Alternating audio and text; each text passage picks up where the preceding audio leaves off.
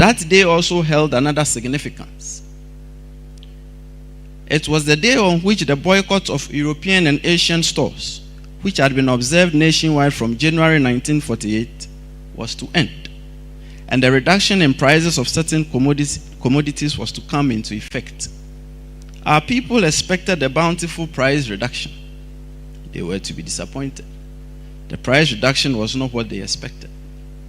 It is also well documented that these events precipitated a 5-day looting and overrunning of European and Asian businesses in Accra and other towns as news of the killing of the 3 ex-soldiers spread.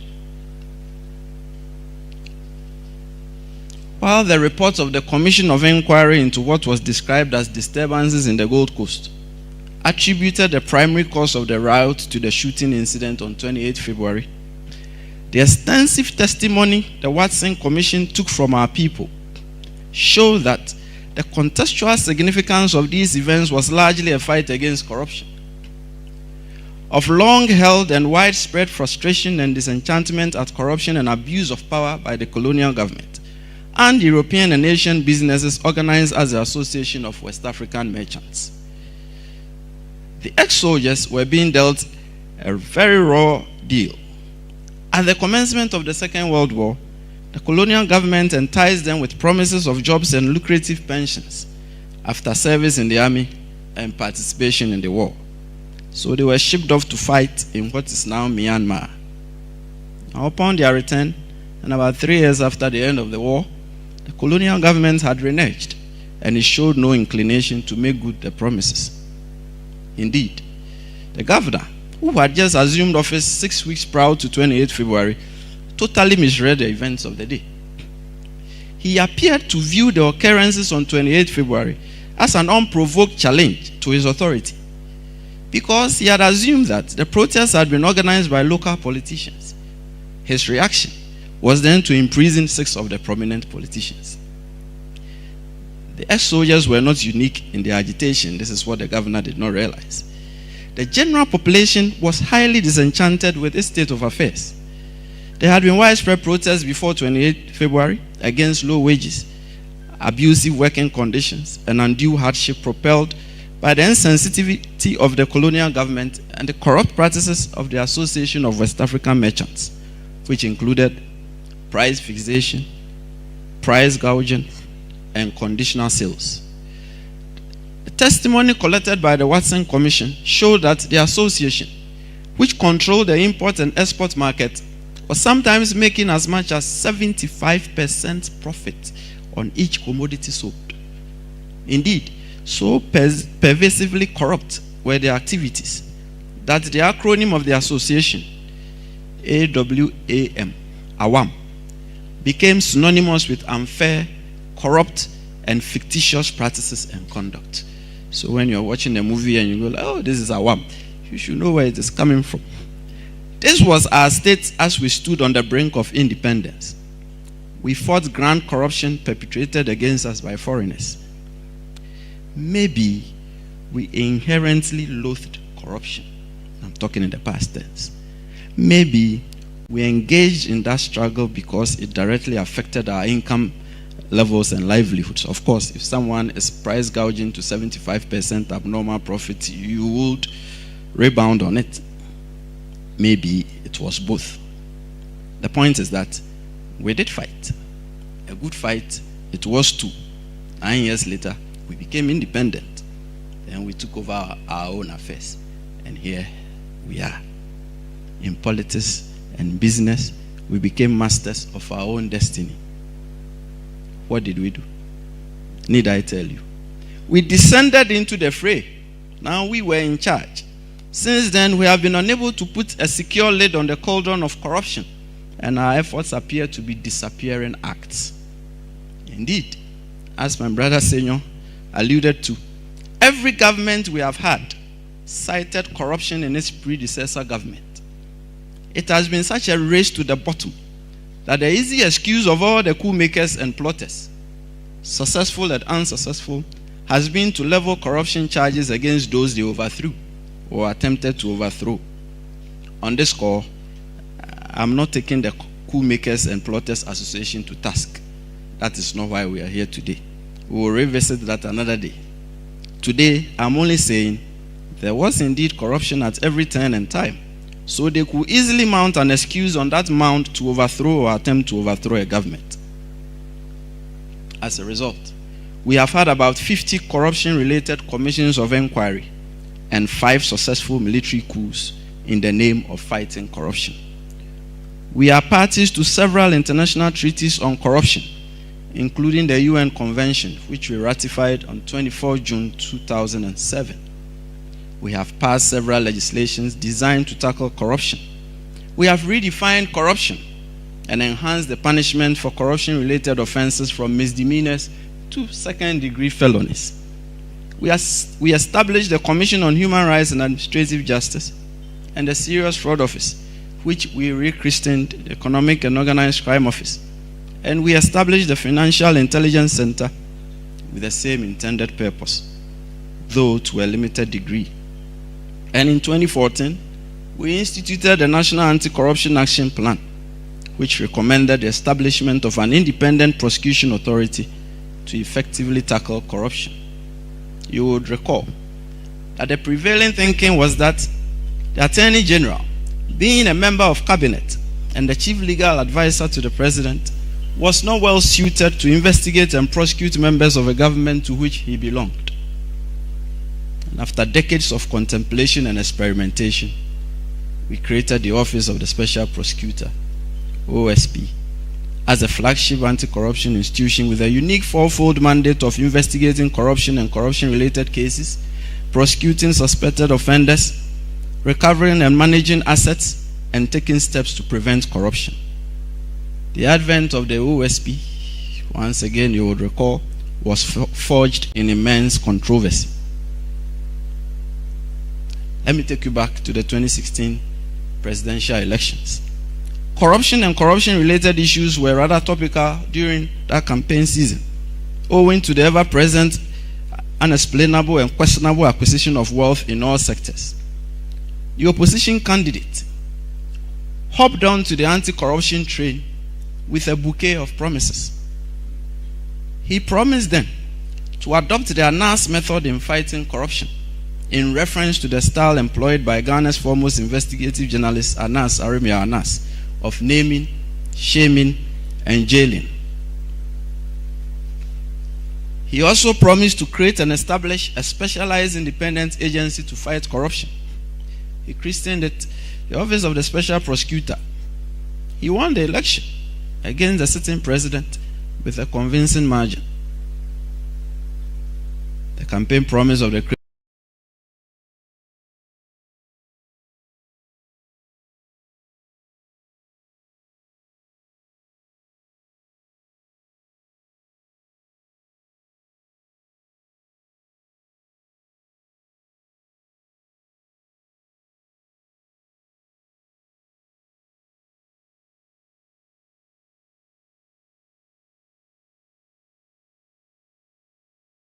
establishment of a specialized independent anti-corruption agency, OSP, was in fulfillment of a treaty obligation.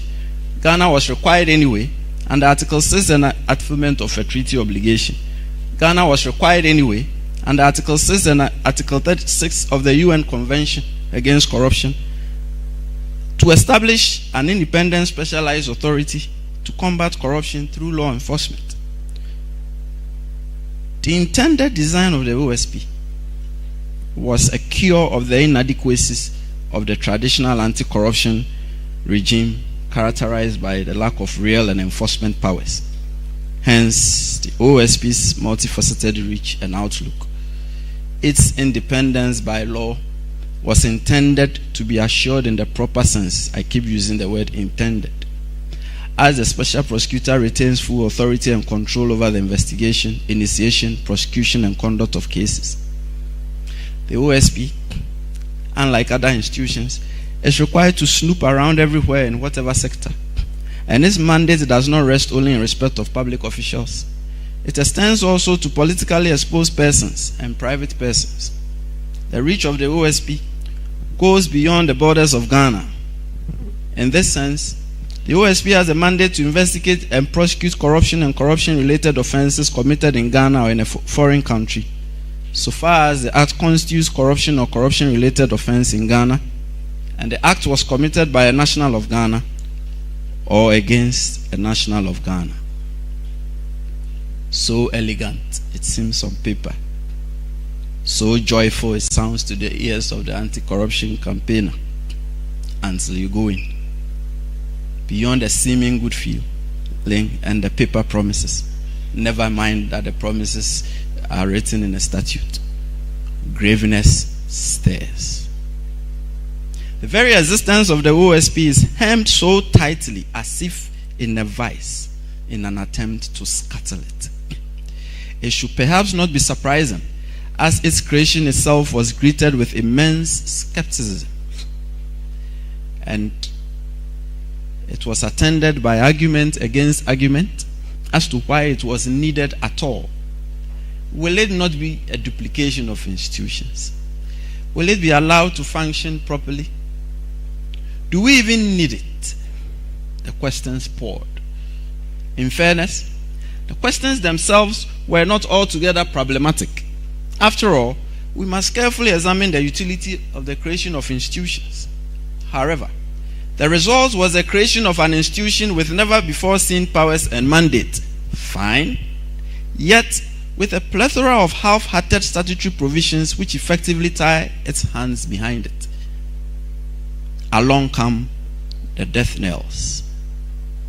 Not infrequently, we hear calls, a lot of the time, from very high places, that the OSP should be scrapped and that it serves no useful purpose. If indeed that is what we want to do, then let us do so. On another score, there have been and there are attempts to discredit the office and its principal officers unfairly and unjustly, attended by formidable resistance and pushback. Often, the attacks on the office and its principal officers are mounted by persons who are at the short end of an investigation or prosecution and the associates of such persons.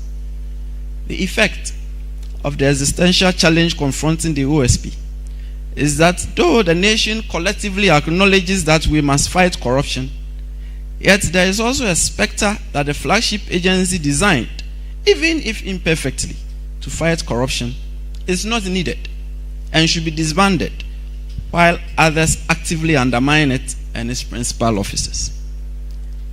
This has translated into a rather curious cycle. First, the outburst of an outcry when the OSP acts, and an outcry when it is seen as not acting. It is as if we do not know what we want. The situation in Ghana now is, and I stated this earlier, we must fight corruption, but we must not fight corruption. That is our state now. It all depends on where we stand in respect of an investigation. Our collective behavior shows that we do not reward integrity, and we do not want to reward integrity. The bi-malady of corruption and state capture has every intention of staying with us unless we act. In their various manifestations, they inhibit our progress and dissipate our resources. We experience their debilitating effects all around us in their full force, and they are ingrained in our society much like rituals. Meritorious or otherwise rightfully deserving standards for the allocation of opportunities and resources are eluding us. The abuse of entrusted power for private gain is the currency. Misrepresentation of events and facts for pecuniary gain has never been this attractive. And then there is a sprint for the inordinate control of state institutions and the public decision-making process. State institutions are being neutralized as appendages of individuals, and existing laws and the legal system are being weakened for private gain. Then, to further sink ourselves in our ill progress, we are flighting away and secreting our illicitly gorged up bounties to other jurisdictions to avoid detection and to evade recovery. And it seems to me that no one can put an actual price tag on the attendant social and economic cost of corruption and state capture. These are endemic in several sectors in the economy. A notorious suspect is the extractive industry. Offshore, we are confronted with the scourge of oil bunkering. On land, we are bedeviled with wanton destruction of protected forests and real property, and the mind-numbing pollution of our water bodies, all in the name of making wealth. Go ahead, get paid. We are standing at a single spot and spinning around slowly on one foot in a circle, much like a gyroscope. The conversation has become very sterile. The fight against corruption is proving to be an unruly bride indeed, I said some time ago. She is not lending herself to agreeable domestication and cohabitation. And we are not recording much success. Our progress is hampered, and we are unable to move the needle of development to any appreciable height. Our story is a cycle of self-defeat and disappearing acts. First, we begin by collectively acknowledging that we must fight corruption. That sort of lights a glimmer on the horizon that there is hope. Then we dim the glimmer by approaching the enterprise of the fight against corruption half-heartedly. That is to say, we appear to know the cure to the malaise, but we are unwilling to take the medication fully. It is as if we do not want to actually cure it. It's as if we want the disease, though we reckon it is slowly killing us. I dare say it is quite a head scratcher. Citizens view anti-corruption law enforcement institutions as largely hemmed in by political marginalization, and thus part of the problem. This is because citizens perceive a high incidence of impunity among the elite, as they should, and that corruption investigations will invariably amount to nothing and yield no consequences. I do not blame them. Further, citizens view those in authority as a problem, and they are quick to condemn corrupt acts attendant upon official acts, as they should.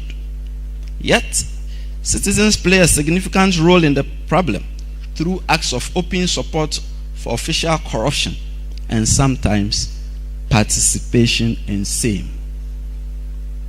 Given the Ghana Institution of Engineering lecture about 2 years ago, I said this, that on another score, not too infrequently, the public decries the state's longevity and quality of our infrastructure. Why do we not have the best infrastructure as they do in some places? The citizen ponders. Why are our roads so bad? The motorist asks. This stretch of road was constructed just 2 years ago. Why has it developed craters for potholes already? He quizzes further. Whoever designed this roundabout or intersection does certainly live on another planet, a bystanding observer muses. Whose idea was it to design and fit such a closed-up claustrophobic casket of an elevator in such a huge and busy public building? A visitor fumes. Whoever designed the approaches and accesses to this building is certainly not a friend of disabled persons. Another visitor contemplates. We hear like complaints daily. We see the sources of the frustration and grumbling all around us. Professor, we may attribute some of these defaults to the poverty question. After all, if we had a wherewithal, we could insist on the very best and will not have to sort of beat back on the designs and construction of projects. We may not be inclined to output and accept the not so very best in that regard. And so, we may link some of the sources of the public consternation to the maintenance question, the lack of it, I mean, which in itself is likely an offshoot of the poverty question. Or we may trace it to our collective attitudes, if I may ask. From where I sit as a special prosecutor, poverty notwithstanding, I place these ills firmly at the door of corruption and state capture. They beget our poverty, which further begets more corruption. It is a poverty trap. We have to spring out of it to meaningfully develop. Simply put, we have managed to build for ourselves a solid culture of illegal and unfair gain, and it is strangling us. Part 3. I'm bringing it down. Glimmer on the horizon. It is not all despair, though. There is a glimmer on the horizon. The constitutional review process presents us with a golden opportunity to change the narrative and to get things effectively and efficiently working. We should transform the Constitution by weaving anti-corruption concepts and institutions tightly into its outlook and reach. And I am so glad that the chairman of the Constitution Review Commission is my reviewer. Professor, this is directly to you and your team. And right thereupon, after doing that, we should build on that framework a robust and pragmatic wave of statutory detail to give firm effect to the constitutional provisions to render corrupt activities high risk and ultra costly and unattractive enterprises. To do this, 4 truisms must guide this exercise. First, it must be borne in mind that the law always appears to be a step behind criminal innovation. And as technological advancement ushers in marvels hitherto unknown, perpetrators of corruption devise sophisticated ways adapted to avoid detection. Second, it should occur to everyone here that truth is always the first casualty in any criminal inquiry. Those who engage in grand corruption are wealthy. They possess the means and the wherewithal to mount formidable campaigns of misinformation and truth distortion. They also pose a real and present danger to anti-corruption officials through intimidation, open threats, and actual harm, even to the point of killing. Third, corrupt activities are the most difficult to prove, as they are carried out in stealth, and the state of mind accompanying such acts are often unclear. Fourth, corruption prevention is preferable to after-the-fact models of fighting corruption. This is because it is more productive and cost-effective. Better to prevent the outbreak of a stitch than to seek to sow it after it ensues. Upon this foundation, we must situate the fight against corruption in a comprehensive philosophical context. The lecturer in me is coming out. By this, I mean that we should examine the regime from an introspective reflection. Are we doing this because we believe it is the right thing to do? And will it produce the best results or consequences? On this score, we have to conceptualize anti-corruption legal concepts in a fundamental manner. That is, a review of the historical, philosophical, linguistic, economic, social, and political implications of law. Only then will the anti-corruption quest have real meaning as being firmly secured by law.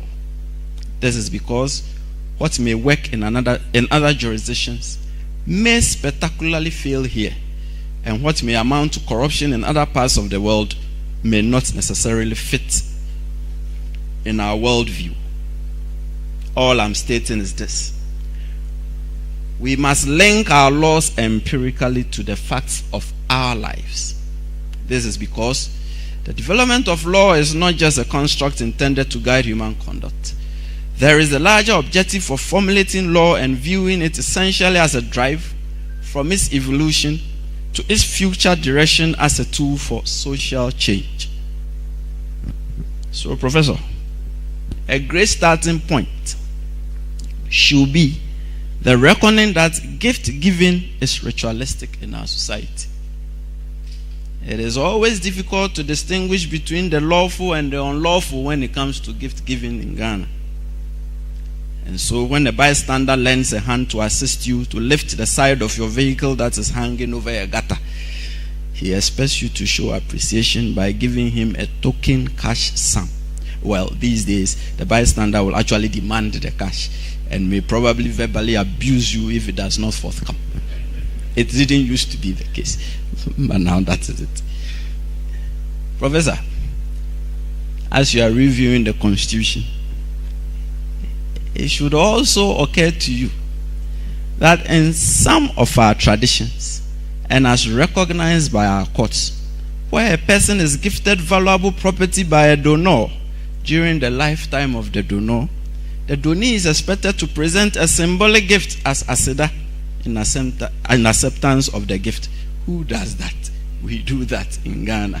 It's perfectly acceptable and it's been blessed by the courts. Indeed, the absence of the symbolic gift in acceptance of the valuable property may, in some cases, render the gift ineffective and be subject to contention.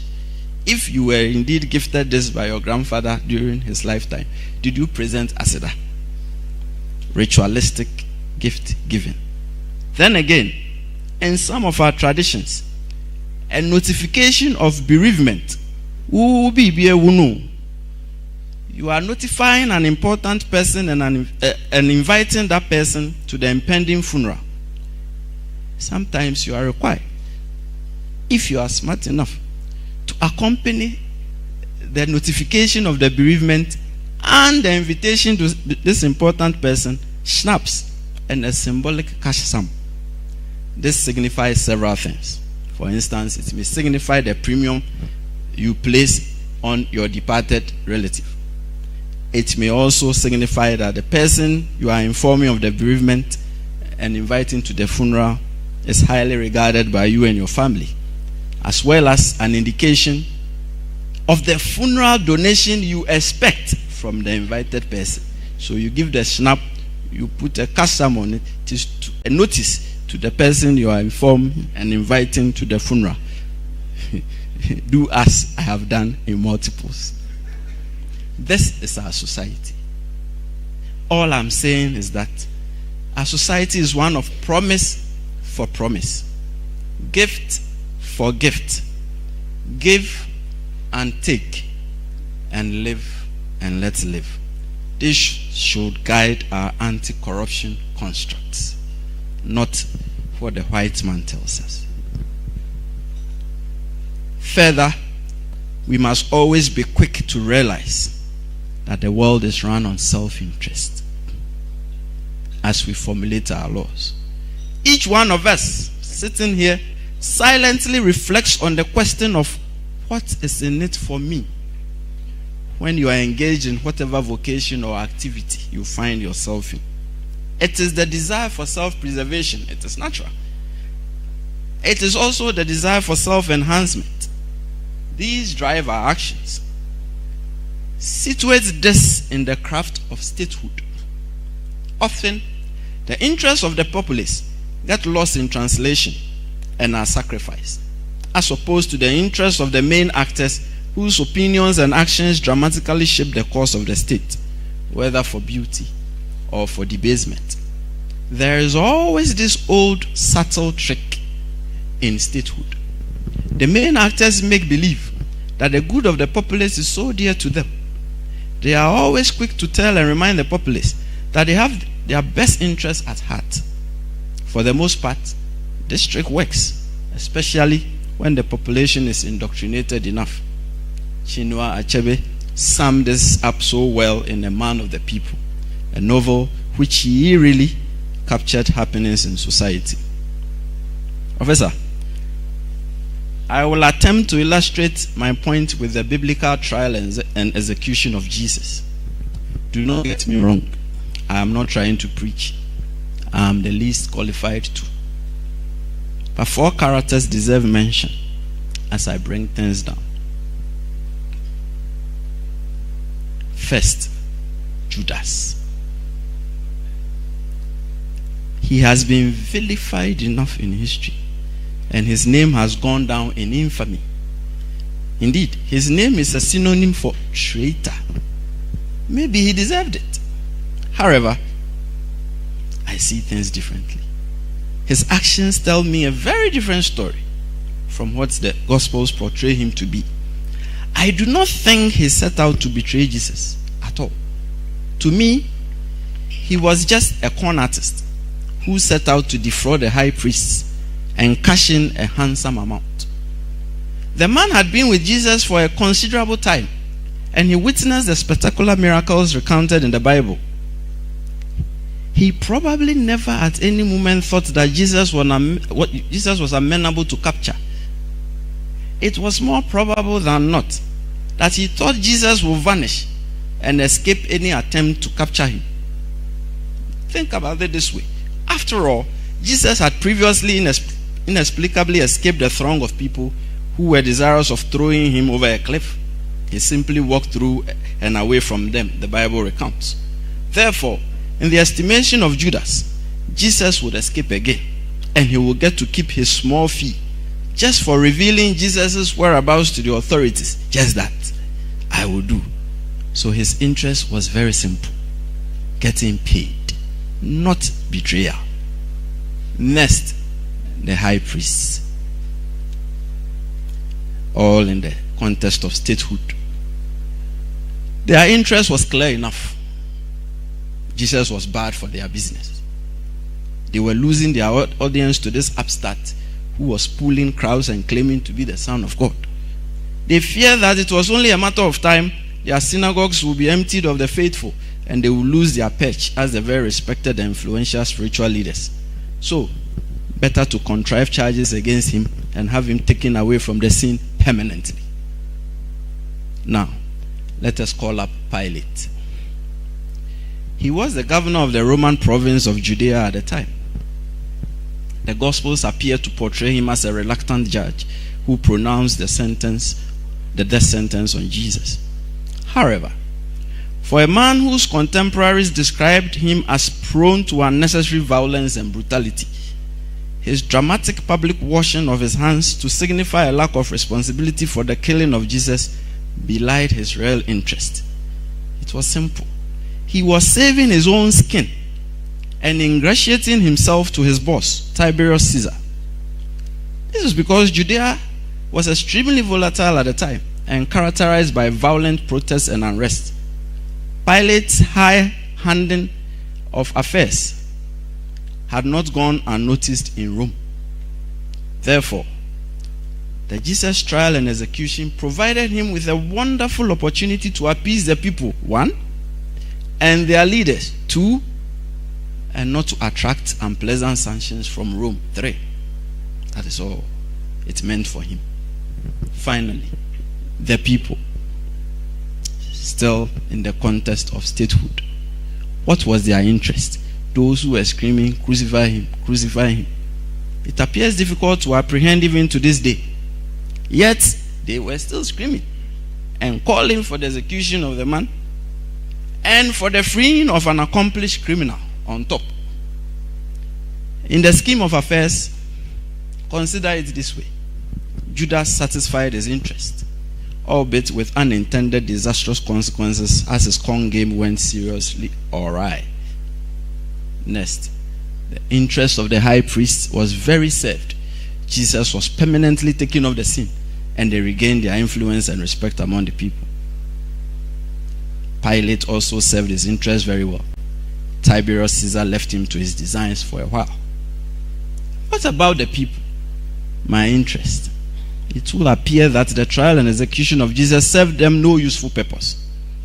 So the old statehood trick really worked well and served the main actors satisfactorily and left the people with nothing. Professor, this is my point. There is sound force in the reckoning that there is no objective way of doing things or attaining heights from an individual perspective. Consequently, societal interest must remain supreme. In the end, our collective good is worth the fight against corruption, and we must always guard against the tendency of personal interest overriding the common will.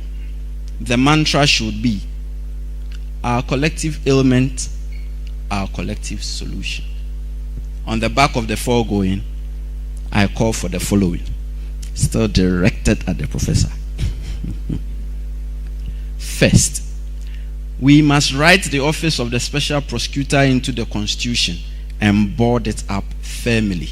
Please do not dwell on me. Leave me out of the equation.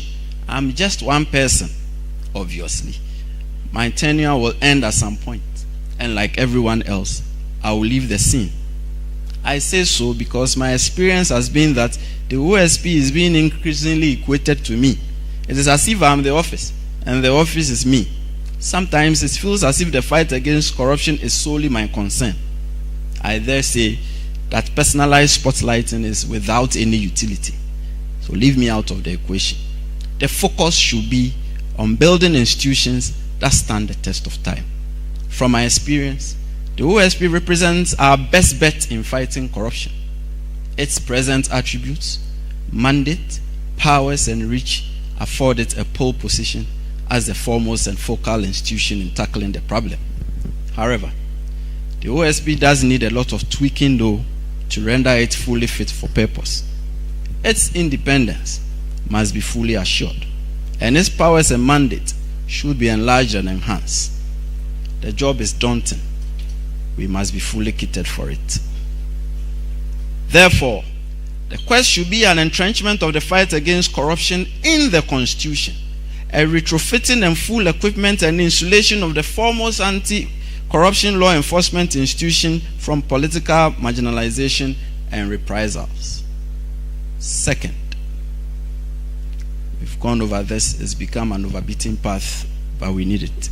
We must enact a comprehensive Corrupt Practices Act to frontally address all forms of corruption and corruption-related activities.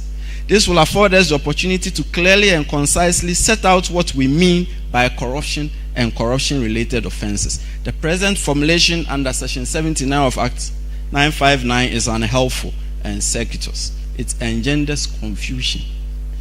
It is symptomatic of our penchant for crafting criminal legislation in a very arcane and runabout fashion instead of simply stating what we mean to say, which then festers the decades of debate as to what act, if at all, has been criminalized. Let me share an example.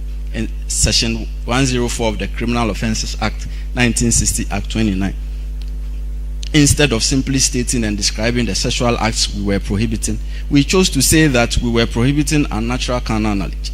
We then proceeded to define unnatural carnal knowledge in the most unhelpful manner by stating that unnatural carnal knowledge is sexual intercourse with a person in an unnatural manner or with an animal. Sexual intercourse with an animal is straightforward. However, what does it mean to say sexual intercourse with a person in an unnatural manner? So it requires you to know what sexual intercourse in a natural manner is. Breaking news. We did not define sexual intercourse in a natural manner. Go figure it out yourself. You should be able to. Don't ask me. I don't know. But that is what we do to ourselves. Why adopt such a formulation when we can simply describe the act? Similar thing we have done with the definition of corruption and corruption-related offenses. Even me, a special prosecutor, I don't know. It's confusing. Because you have to go about and figure and tear things out just to decipher what this code means. We selected 10 sections from Act 29 and one subsection from the Public Procurement Act. Then it seems when we did that, we got tired because we then proceeded to throw in a blanket provision, my quote is coming, which refers to existent offenses under enactments arising out of or consequent to offenses to the selected offenses. This is what you have as corruption and corruption-related offenses. What does it mean? Don't ask me. We're still trying to figure it out. This is inelegant and unclear. It's unhelpful. We are stultifying ourselves with these preventable shortcomings in our formulation of laws and the legal fictions we employ to prop up legal principles in a seemingly unsuccessful attempt to give them a semblance of validity. We will do ourselves a world of good if we state out clearly and in simple terms the acts and conduct we are prohibiting. On this score, we must forcefully address unexplained wealth, not only among public officers, but also private persons with biting lifestyle auditing. Then again, we must highlight the vexed question of the opacity attending political party financing and the monetization of public elections. This will surely change the narrative. Third, we must set up specialized anti-corruption courts, manned by especially trained judges in the field to swiftly and efficiently deal with corruption cases.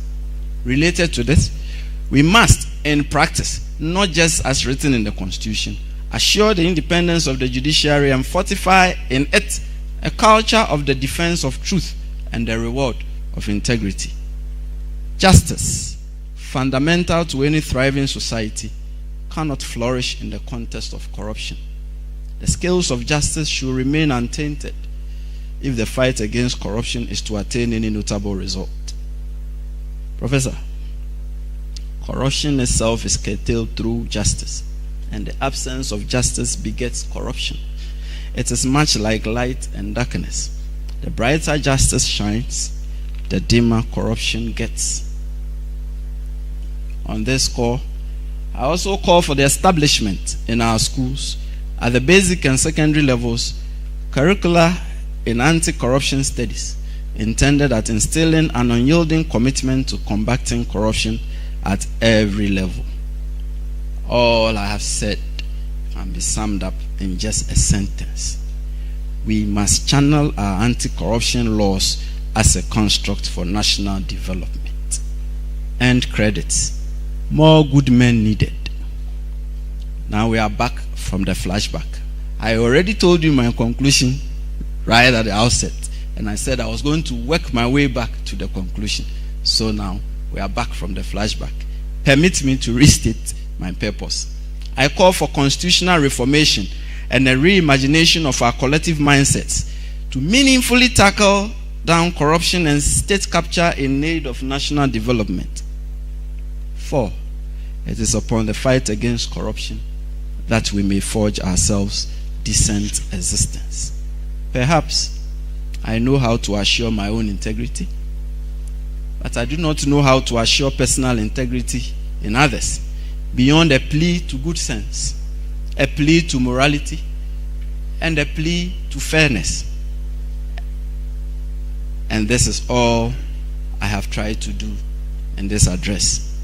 A lot more good men should join the fight. The nation needs you. Esum ye druyen. Umaye nyina nsomubi. Thank you.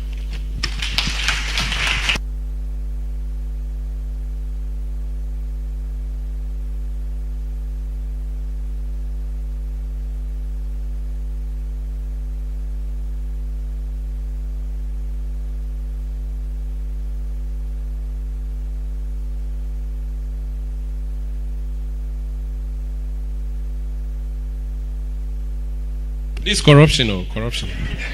They've just corrupted the mic. But no, I think we've gone through a lesson on corruption, the Bible and betrayal, Judas, the culture of gift giving, and the role of the Constitution. And there's a dare on the chairman and prof sitting before us. I think Kisi Jabi, the special prosecutor, deserves another round of applause from us. Thank you.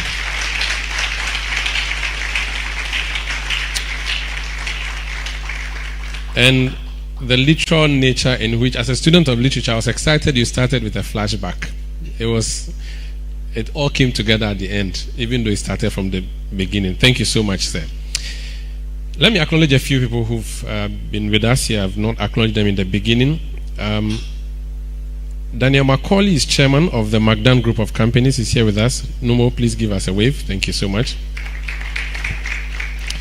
Ben Boachi is with ASEP, sitting here with us. Thank you, Ben.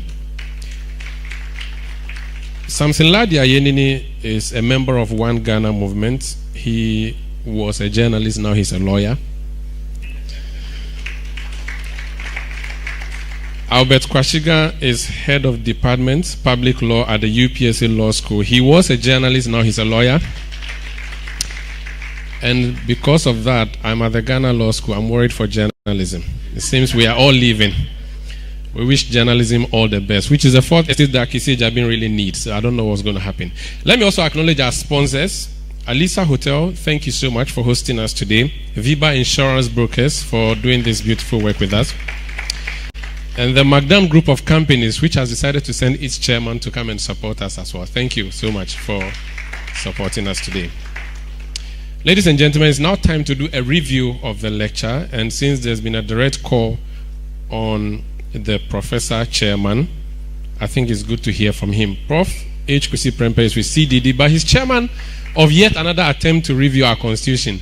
Ladies and gentlemen, let's invite him. Thank you, sir. Thank you, Umara. Good evening, and thank you for including me on this program. I think my good friend Kisi Ajabin is correct when he says that this is indeed a job he never sought and never lobbied for. And I think it is clear from his presentation that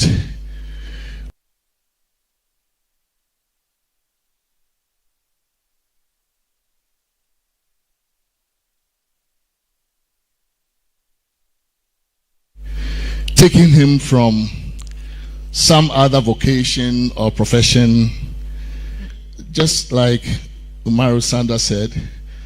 I mean, when I read this, I was very attracted by the literary quality of the work. It reads very well. I didn't know he had such flair for language and almost poetic in the way of his expression. So clearly this man is a man of many parts, could have done something else with his life, could have become our Chinua Achebe. We haven't produced one at that level yet, globally, certainly not in contemporary times. And unfortunately or fortunately, he gave up all of that prospect to come and take what has become for him a thankless job. I find it actually quite fascinating that he managed in the end to kick this ball right into my court as the current, the chair of this current exercise at Constitutional Review. Now I say that because in 2017, I was among a few persons, the late Akoto Ampao being one of them, who were called upon by the then Attorney General Gloria Kufu to assist her to work on this idea of an Office of Special Prosecutor, to help conceptualize it, put an outline to it, prepare something that could be used legislatively for her advice. So we did quite a bit of comparative research, wrote a few memos for her attention, and helped somewhat with the drafting. And I remember that we went even to Koforidia, what was it, Capital something Hotel, with the Committee on Constitutional and Legal Affairs, working on the draft from the Legislative Division, trying to get this into law. And we did it with very high hopes that by trying to parcel from the Attorney General's power, trying to carve out of that a very small bit of that power that would be then delegated to or assigned to a special prosecutor, that we were going to be dealing with this problem of an Attorney General who was a politician and therefore was almost naturally conflicted out when it came to dealing with politically exposed persons. So we're very hopeful that this would work. In the course of time, I have to admit that I have become one of those skeptics about the utility of our efforts. I haven't necessarily publicly advocated the abolition of the office. Maybe I have. Sometimes I forget what I've said. publicly. But I have become probably just as frustrated as the incumbent holder of that office in the various ways and means we have devised to make that office not work. So he now kicks it to me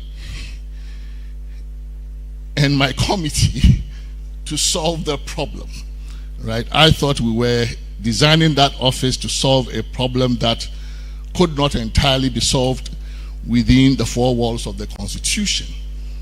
And now very cleverly he makes me the person responsible somehow with my committee for finding some room in the Constitution to solve this problem. I think the call he makes is a very urgent and dire one.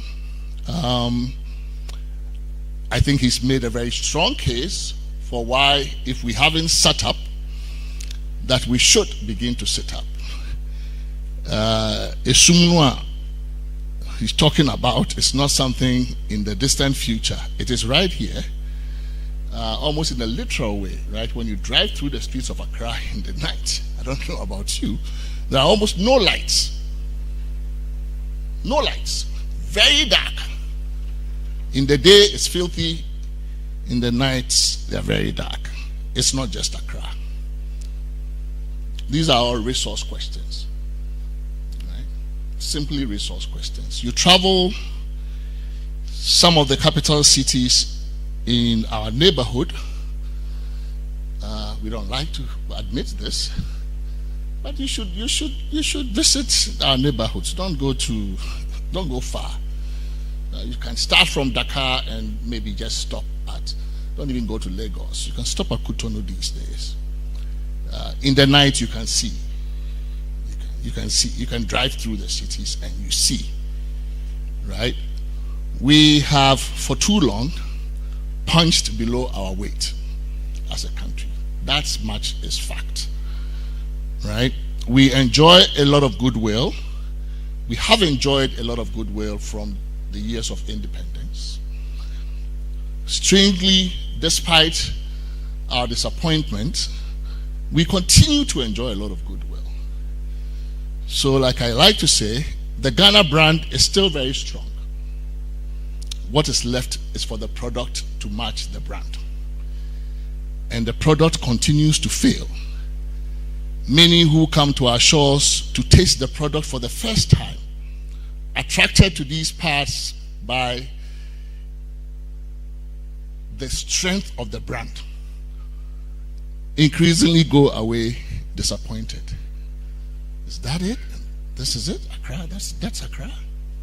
I have had friends who visited Ghana for the first time tell me this, to my shame. So the call is an urgent one, and I like the subtitle, In Aid of Development. We must do this in aid of development. But I would add, not just in aid of development, but also in aid of our democracy. Because it is indeed, we are somewhat putting it at risk. If we continue to change government, if we continue to do regime change through the ballot box, which is a great thing because we never used to be able to do that in the past, we have become experts at doing that these days. Countries come to us to study how we do this beautiful transfer of power and all of that. You know, everybody's laughing, and yet how we manage to govern so badly in the period after elections. And when you have choiceless elections, when citizens do not believe that changing the baton makes a difference, when they begin to despair that the only people who profit from democracy are those who manage to enter the political class, those who get appointed to offices, they are the ones who are experiencing a transformation in their lives. Very few others are. If we continue to play that game, sooner than later, I think, too many of the people will despair and will give up on democracy. That is very clear. Democracy is going through very troubled times globally, even in those countries that were once seen as the paragons of democracy and the rule of law. So I think the call he makes is a very urgent one. We must do it because we are falling too far behind the development ladder. Ghana is not looking good. I went to Kumasi just this past weekend. I almost never fly. I've only gone by air to Kumasi once in my lifetime. It was probably paid for by somebody. On my own, I always drive. And it's a tortuous journey. Right? It is just, these are the two largest cities, right, in the country. And that is what links the two of them. Not too long ago, I did a similar journey on the other side, on the coastal side, going for a funeral somewhere in this Brakwa area in the central region. This is the link between Accra and where we send our visitors who come. 30 December, wherever. We send them there to see the forts and all the slave tourism. Don't we feel shame? How we travel that distance and the risk to our lives. I mean, this is not right. Right? So when he calls us to really do this for ourselves in aid of our development, he couldn't be more right. This is 2025, for goodness sake. And Ghana is not looking good. But the urgency, I think, is also drawn home by the fact that we are in the throes of a sovereign bankruptcy. In spite of all of the resources that God, nature has gifted us, we have borrowed to a point of bankruptcy. And it does not reflect, right? The scale of the borrowing does not even reflect in what we see on the ground. So we're in a very desperate position now. Where are we going to find the resources? Trump has made good on his threats. The first time around, he just called us a shithole. That was undignifying enough, right? That was bad enough for many of us who feel shame. Now it's not just a shithole. He says he's not going to open his purse strings to finance your health, any portion of your health bill. The USAID is going to go kaput. Now he says even the Foreign Corrupt Practices Act. You know, the US used to have this law. If you're an American company, you were by law, by US law, prohibited from using bribery and corruption to win contracts abroad. He says, he's going to do away with that. Why do we have to help these countries that are corrupt already to fight corruption? So he's going to take care of that too. In other words, as every other country looks inward, increasingly countries in our part of the world are going to be on our own. So the call is urgent, right? And there are too many reasons, I believe, why we should heed that call and do so now. So I think the points made are really very critical. I take exception with a certain portion of it, and I'll get to it.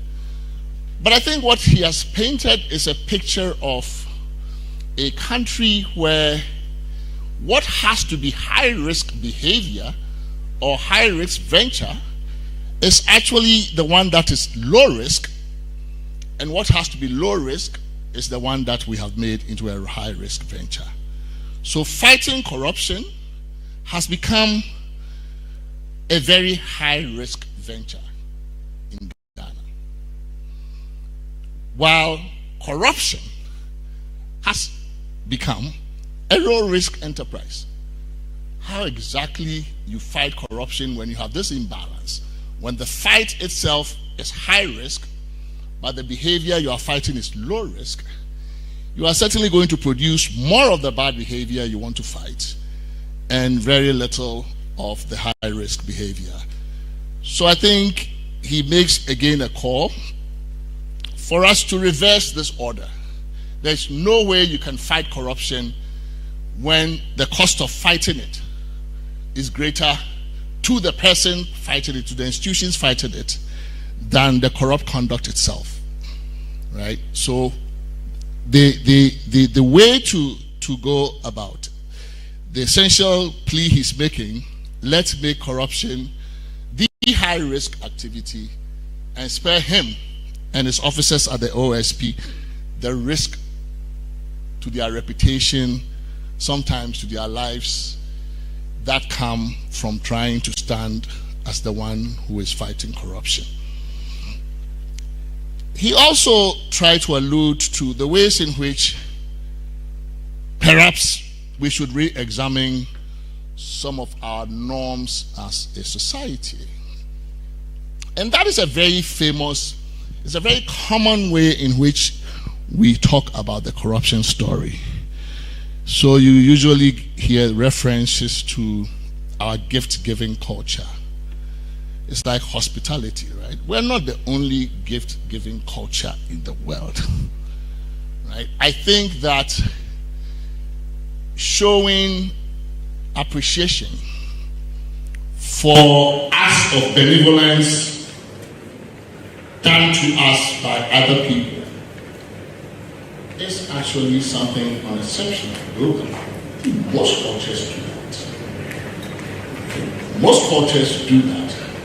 They expect that the person who benefits from an act of benevolence or charity would express in one form or the other some form of gratitude. And in fact, within the traditional cultural setting, where we see these acts enacted, so well, if you went to a chief's palace, you can't go there without anything and all of that. True, but I do not think that culturally that is where the cultural roots of corruption lie. Right? Because those acts are done transparently. We all know about it. It's a rule. It's a rule of conduct. We all know that when you go to the chief's palace, this is the protocol. It's like the price of admission, right? It could be like the filing fee you pay at a public office, right? To get forms to do certain things. There are other ways other analogies we can apply to contemporize that act we perform when we go into the chief's palace to plead our case.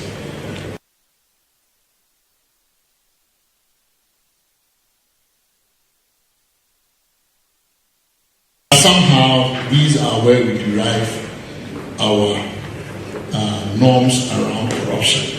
But I do think that there is indeed a cultural aspect to it, but it may not be the cultural, the ritualistic, traditional culture we're talking about. Maybe it's more a certain political culture that we're talking about.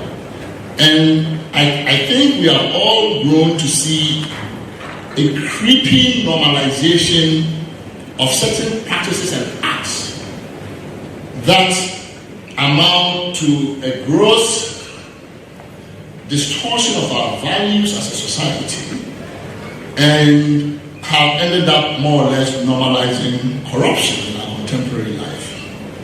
So you take something that, and we usually use words to conceal the immorality of the act. We call it protocol, for example. What is protocol?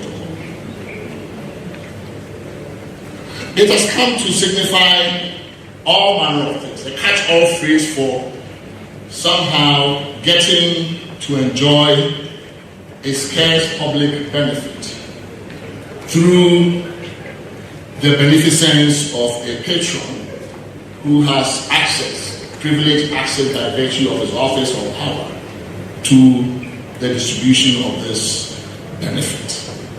So protocol has become the counter-meritocratic way of getting something that all of us as citizens should be able to compete for on a somewhat meritocratic basis.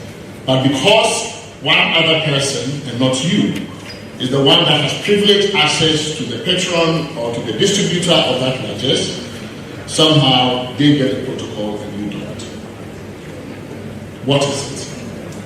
It is the use of public office for private gain, to distribute certain scarce resources for the benefit of the public of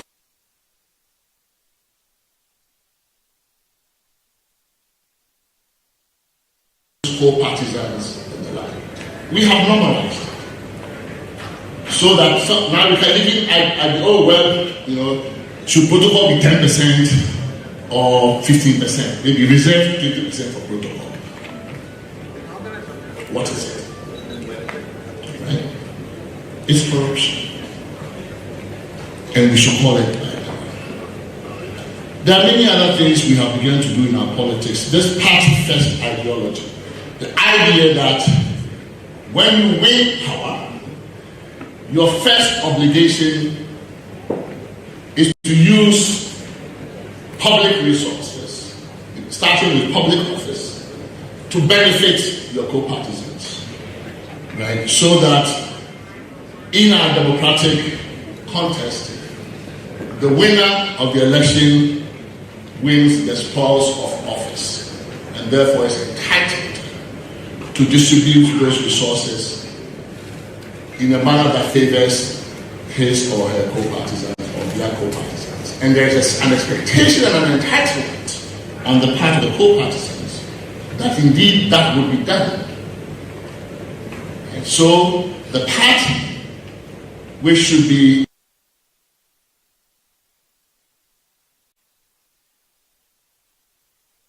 policy making, is now turned into a mutual benefit society that puts itself above the nation and above the nation's interest in the distribution of public goods and services. Sometimes even to the point where public goods, even like roads, even things that are public goods. So I don't understand why something is going around the house and it doesn't quite get there, then it goes next door. Even roads and streets in the neighborhood sometimes are diverted in that direction.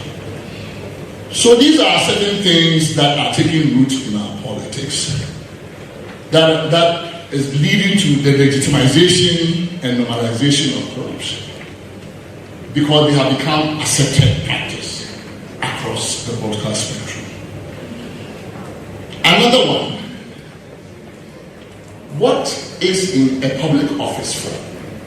Why is it that when your party wins power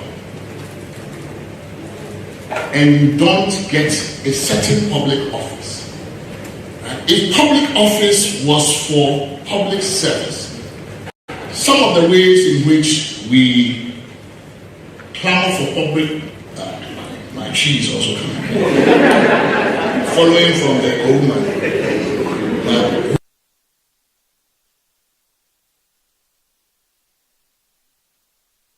We expect public office to be used.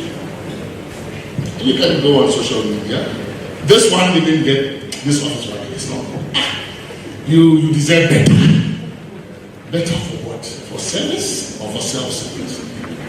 Right. So it's clear that, and I don't know, both from the position of the appointed authority, perhaps, and also from the position of the appointee. But certainly from the position of the public office is a ticket to self-enrichment. So we write down based on which one is juicier, i.e. which ones are loaded with more contracting opportunities, more job opportunities. That's how we have come to look at these things. So when Kisejapon is talking about the people and the role we play in this, it is how we have legitimized.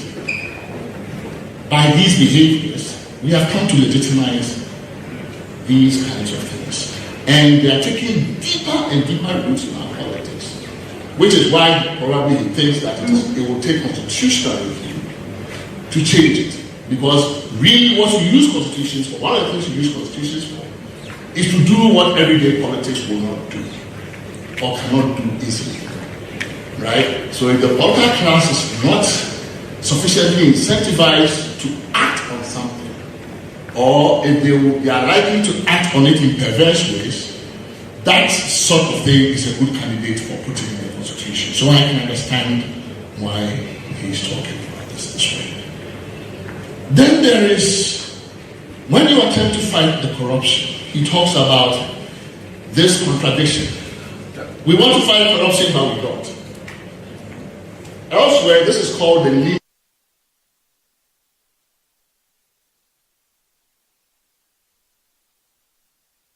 Done about a problem.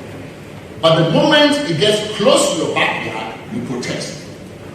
So you don't want it done to you or to anybody closely related to you, but you want it done to the other side, to your rivals. And that is how we have come to see corruption. So when the Office of Special Prosecutor was set up, I think some of the initial resistance was, the expectation was that, it's going to be used against whoever then was in the opposition. So when Kissie Jabe started then to step on certain things, then the calls for either his removal or the disbandment of the office and the like then began to come from him. Right? So we expect that it is the other person who will pay the price for corruption, but not anybody close to us. That is indeed a big challenge. If you are confronted within a political culture with this sentiment, then how do you fight corruption? I'm happy that he mentioned among the areas he thinks we should look at political party financing and campaign financing. And in fact, in the work that previous work we've done at CDD, this is stuff that even in the political class, there's a great deal of demand from within the political class for something to be done about this, about the cost of politics. And in one of the sessions, working sessions that we had with politicians at CDD, we had a working group on campaign finance. A very interesting point was made that we should find a way to make, for example, vote buying not just a high-risk proposition for the buyer, but also for the seller of the vote. Right? But we tend to think of it as something that the politicians do. It's like a one-way traffic. And I think that, if you're an ingenious legal drafter, certainly should be able to make both ends of the transaction punishable.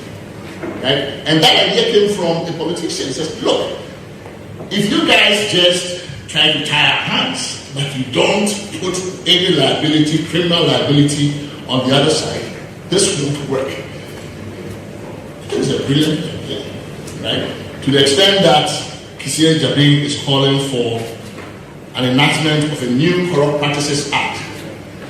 And in fact, it is long overdue. There is no way you can be fighting corruption in 2025 with an act that was passed in 1960. It's a disgrace that too many of the things in our Criminal Offences Act date back to the 1960s. How so? Why? Nothing has happened. There's been a lot of legal innovation, jurisprudential innovation around fighting corruption since then. Plenty. In the countries that believe the most in democracy and the rule of law, a lot has changed about fighting corruption. Changing presumptions, even to the point of putting the presumption of guilt sometimes on the accused person to turn it around. We have non-conviction based forfeiture laws in many countries in the Northern Hemisphere, in the democratic West, where you can actually go against an asset, proceed legally against an asset or a property in an in rem action where you might find it difficult to proceed against the person in an in personam action, right? And millions and millions of dollars of assets have been confiscated that way, including in Nigeria. They do those things. Our laws are too old. The tools we're giving the fighters of corruption are way too archaic. He's spoken about the way we draft our laws. Plain English. That's the way to go these days. Plain English. No need for arcane stuff.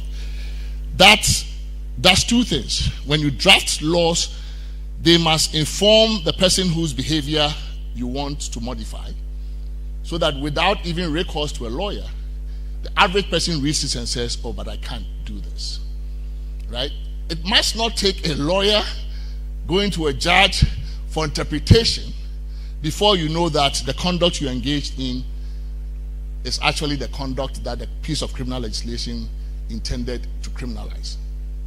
In some jurisdictions, a law like that doesn't put you on notice as to what it is that is criminalized, will be thrown out of court for void. I mean, it would be thrown out on a doctrine called, on the vagueness doctrine, or they'll call it, is void for vagueness. You cannot criminalize somebody when the behavior you are criminalizing is not known, plainly known to that person. We should draft laws that make sense on the face, right? He's talked about unexplained wealth loss. That's not an idea coming from the Office of Special Prosecutor or from Ghana. Unexplained loss are all over the place now, in developed countries, in democracies, in countries that take rule of law seriously. And in fact, the principle is already in our constitution. So I'll get to answer some of his points about what we should do with the constitution. The constitution already gives a positive nod on the anti-corruption side through many provisions. Let's look at Article 286 and the chapter of Code of Conduct for Public Officers, chapter 24. There is Article 286, section 4. Any property or assets acquired by a public officer after the initial declaration required by clause 1 of this article, and which is not reasonably attributable to income, gift, loan, inheritance, or any other reasonable source, shall be deemed to have been acquired in contravention of this constitution. What does it mean? It means that once you have declared your assets, whatever additional assets your next declaration shows or some investigation reveals, if you cannot explain the source of that increment in your net worth, if it's not coming from your known income, if you do not show that you've gotten any inheritance, if it was not gifted to you in a way that you can document and prove, we are going to assume. So the Constitution itself, embedded in it, is a presumption that wealth that cannot be explained is presumed to be illicitly gotten.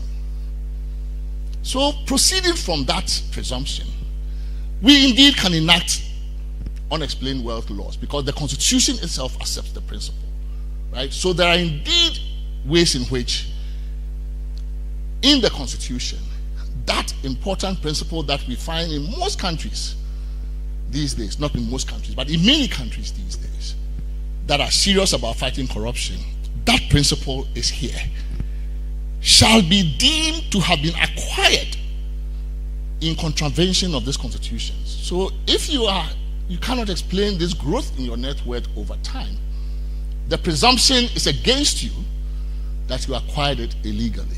That's all an unexplained law does. And I think that there is indeed a basis in our constitution, if we are serious about enacting a new Corrupt Practices Act, to attach an unexplained wealth law to it. He makes other proposals for the attention of the committee that is looking at the constitutional review, one of which I think the premier one is to roll the Office of Special Prosecutor into the Constitution. Well, I think, one strong case for that is that it allays any doubts as to the constitutionality of the office. Right? Because there are some who continue to believe that in the face of Article, 88, the provision on the Attorney General, that the idea of an independent prosecutor is not constitutionally sustainable. So maybe this is not a question that the court has answered yet.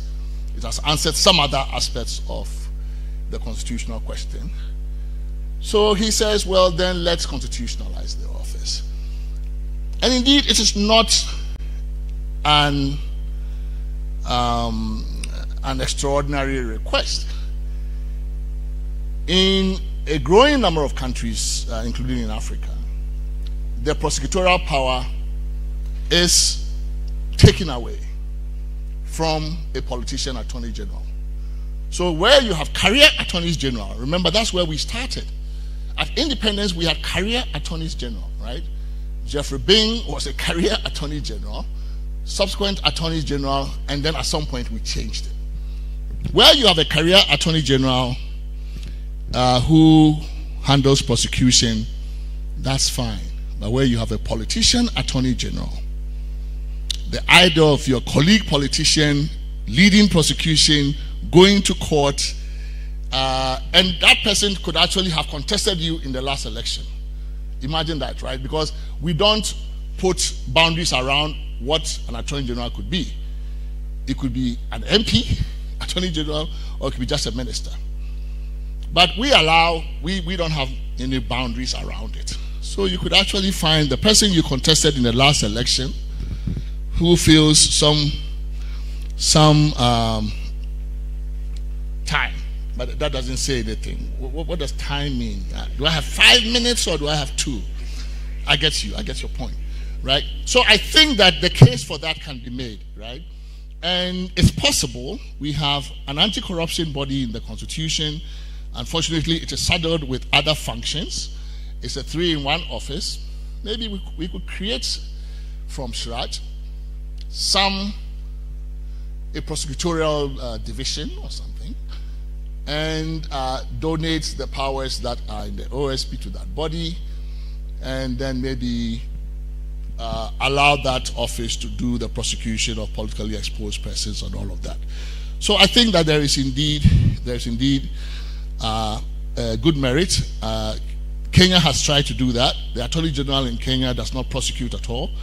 There's a Director of Public Prosecution that now prosecutes all criminal cases, and that is a constitutionally independent office who has to be appointed with the approval of Parliament and that kind of stuff. So there are a number of countries in moving that direction. Sierra Leone has a SRAC type body that also has prosecutorial power. So there are models out there we could look at. So on the whole, I don't find much about his speech that I disagree with.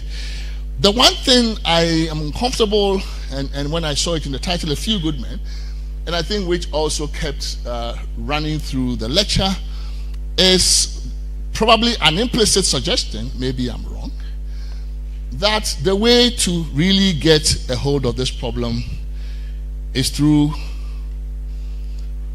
a fight about morality. That this is a fight about morality. Now, I have always been worried about corruption waged as a moral crusade.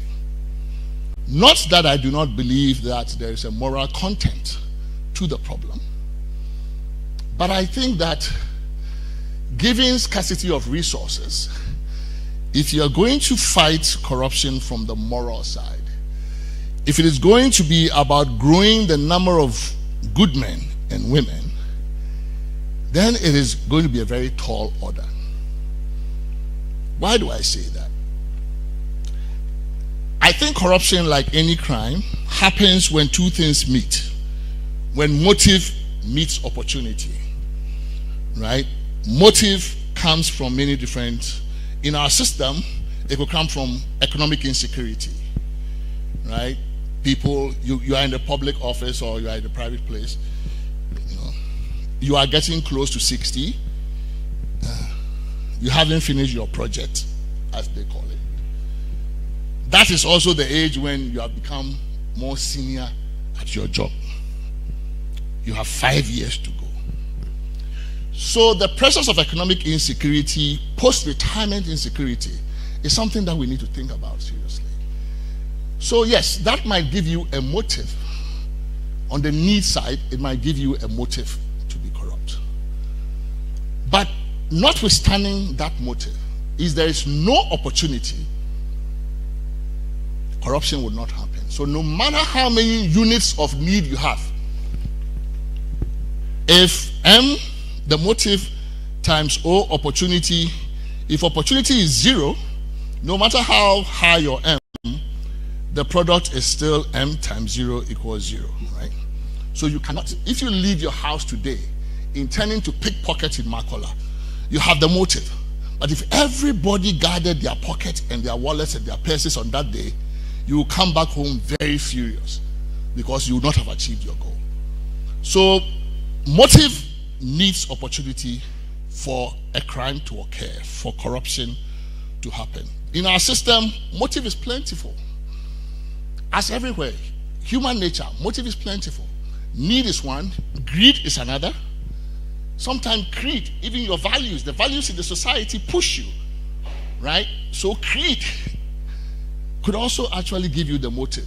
In a system that rewards corrupt people and that actually vilifies the upright, you might have a motive to be corrupt. But again, so I don't say that the motive side is not important, that the moral side is not important. It is. But given scarce resources, I think that an office of special prosecutor, any government institution, should be designed around making sure that the opportunities for corruption are reduced. Right? And so my equation, the famous equation for corruption, C equals M times O, where M is the motive and O is the opportunity, and all of that divided by S, which is the sanction. Right? This is where the office of special prosecutor is. It's in the sanction area, but also in the opportunity area, because if you do the sanctioning well, it will reduce the opportunity. The need, we can leave it for now. Maybe the economy improves, maybe we do something, maybe Christ comes, or the churches take it upon themselves and get serious about morality. Maybe we can do something about M. But I think if we have to wait for a few good men and women, the enterprise of fighting corruption is going to be very difficult. So I would actually say that in our system, the reason why corruption is so huge in scale, it's not just because the motive or the M is there. It is everywhere globally. It is because on top of this M, the opportunity for corruption is so vast and ample, and the sanctions so weak and non-existent, that it is bound to be on the scale we are seeing. So we should spend more time on trying to unravel this opportunity problem. Some who have studied this have said, well, the opportunity is high partly because discretion is very high. It's true. When you read the laws of Ghana, you think, this is a very interesting country. Why give any public office holder so much discretion? So you say, okay, we must do the oil allocation, block allocation by competitive bidding. However, the minister, in his discretion, wow. So what is the minister going to do? Discretion. Right? And in our system, discretion means license. You can just do whatever you like. Say, oh, but I have discretion. So you undermine the law that you have passed to encourage transparent, accountable, competitive, meritocratic allocation of a resource by giving discretion in the exception to the public office holder. We do it in our procurement laws. You say, oh, you should do competitive bidding, but however, sole sourcing. And then we undermine it. So discretion creates ample opportunity for corruption. It makes the O go up infinitely high. You're not going to fight corruption in the natural resource sector by passing a law like that. No. And that is why the Constitution framers in their wisdom also put Article 296 there. But we have almost read it out of the Constitution. It says, whoever makes a decision, it cannot be capricious. What does it mean? It means we must know the reasons for why you make certain decisions. Publish the reasons. Let us see how you make it. Let us be transparent. So there are some tools in the Constitution, even as we find it today, right? The Constitution is not perfect. No Constitution can ever be. But it does have some things in there that can be the basis of a very credible fight against corruption. But I think our legal institutions, including our legal doctrines, are way too archaic for the times. We must embrace a lot of legal innovation, including some of the ideas that Kisia Ejabin has put forth. Right? We must embrace a lot of legal innovation because corruption mutates from day to day. When you are in a developed country, the laws are changing all the time to catch up with corrupt behavior. We are relying on the 1962 to do the fight. It is not fit for purpose, right? So I commend my brother for really this wonderful lecture, and he of course invites our sympathy. He feels like a guy who believes in the guy is dressed like some funky guy. He wants to have a cool life. Here you are, you say you should go and fight corruption, and now you don't want him to do the job too. But I think there are ways in which we can do it. I don't think constitutional review is a silver bullet. I think every one of the efforts we have to review the Constitution, to plug holes, to enhance particular institutions, I think we must take that opportunity. I happen to believe our Constitution is too permissive. It's not sufficiently regulatory. It assumes almost that the system is going to be worked by angels. No system is going to be worked by angels. So we must actually, without assuming that anybody is going to be an angel, that's how you write a good Constitution. Assume the worst. That you are not going to get angels, that they're going to be mere mortals who have a lot of to do bad things for self-interested reason. And then it is for you then to narrow the opportunities for that to happen, to increase the sanctions, to make sure that these things don't actually fester. So I think that is, for me, the nature of the project that is before us. And I think we should all join together to make this work. Darkness has befallen us already. It is not about to befall us. It has befallen us already. The time to act is now. Thank you.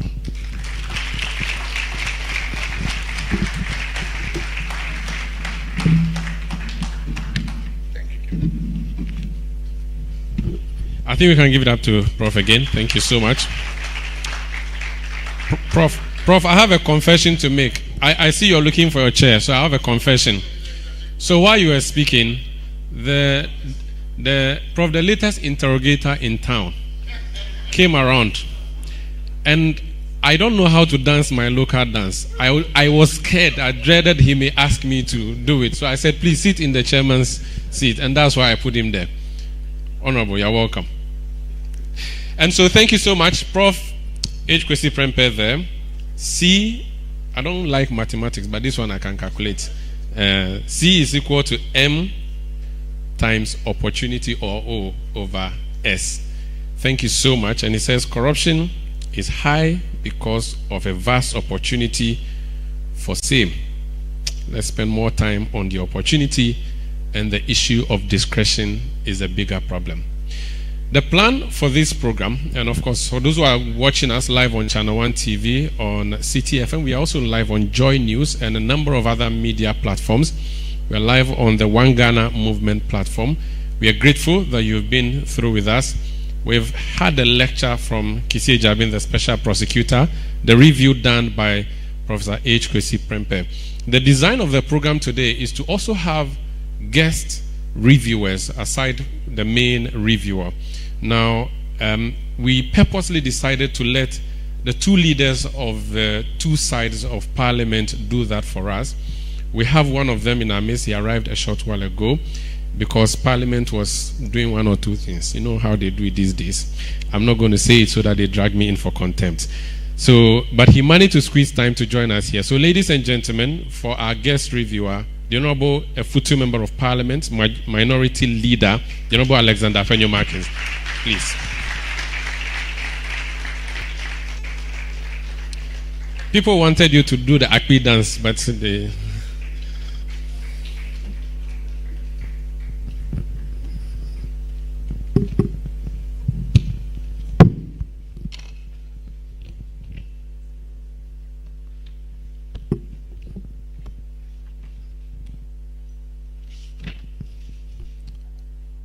To you all. I see the room packed. We have our professors, our police chiefs, all important personalities in the country have found their way into this important chamber because of the subject matter. I've had the benefit of reading what my respected brother and senior at the bar, Kisi Jabe, I shared with you, and I would attempt to add my voice by way of review to some of the issues that he raised.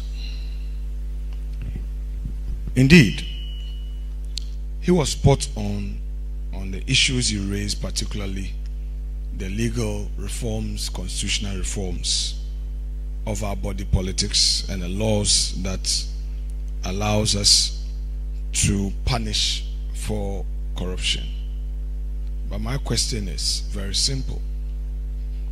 Do we often narrow the issue of corruption and limit it to the political class, or perhaps we have to broaden it and look at it as part of the general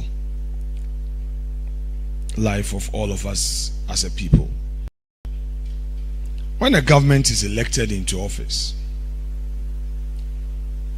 its core function is to do business.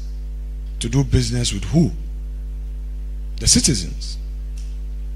When I was in opposition 2013 to 2016, I often had businessmen sharing documents with me, and they will encourage you to speak about it on radio, corruption. But later on in life, when I understood how dark Accra was, I realized that those who don't get their contract through are the ones who complain of corruption.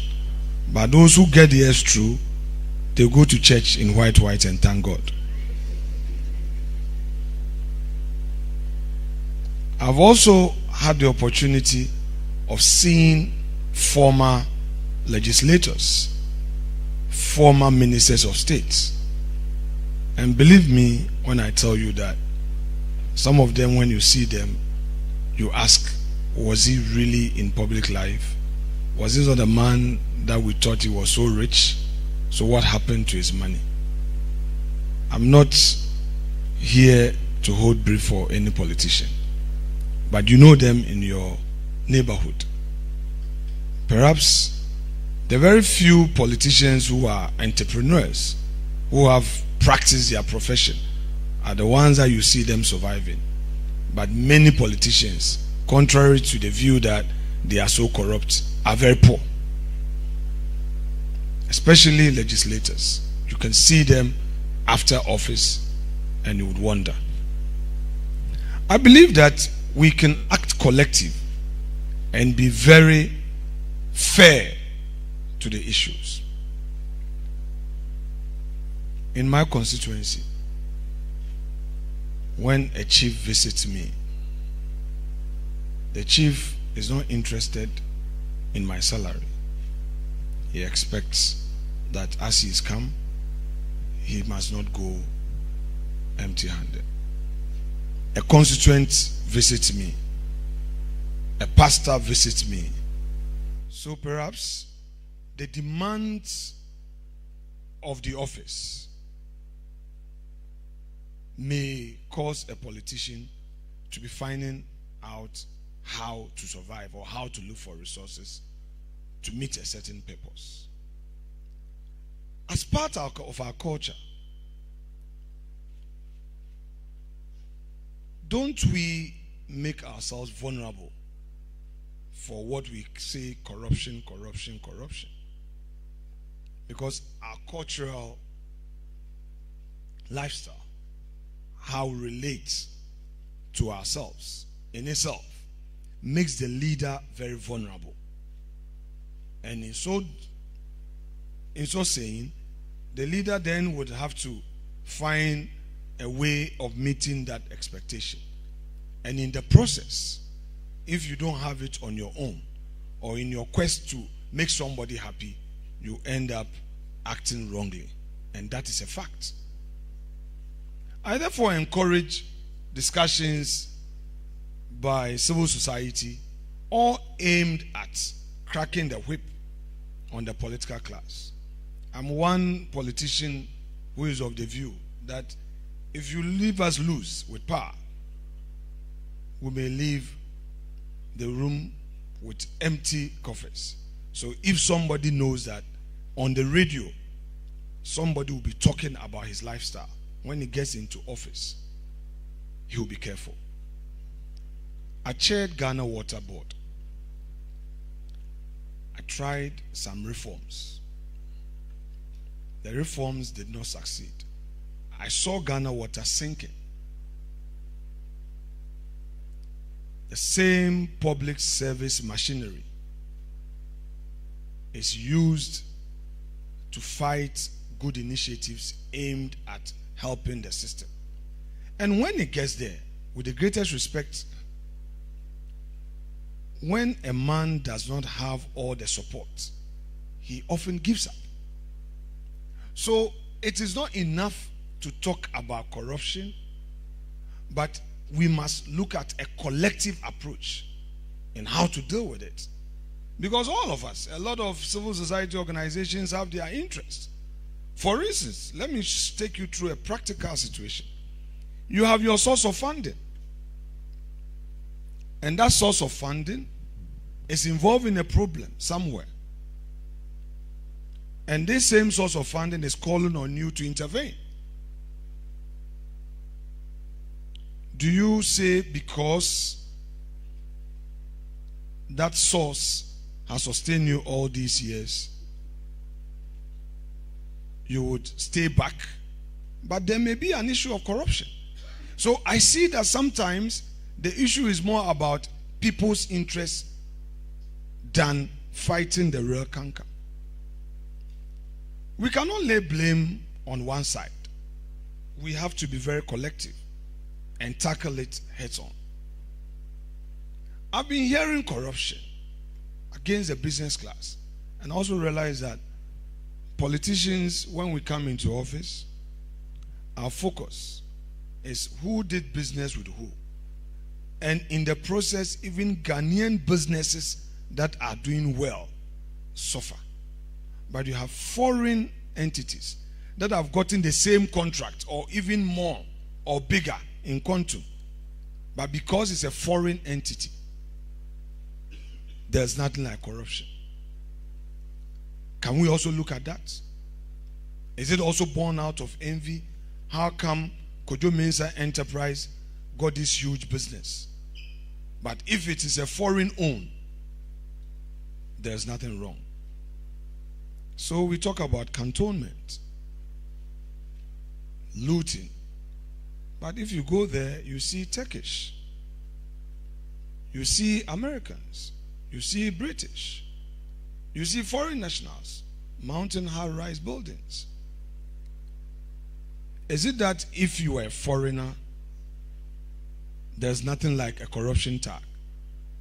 But if you are a Ghanaian, you would have to answer questions.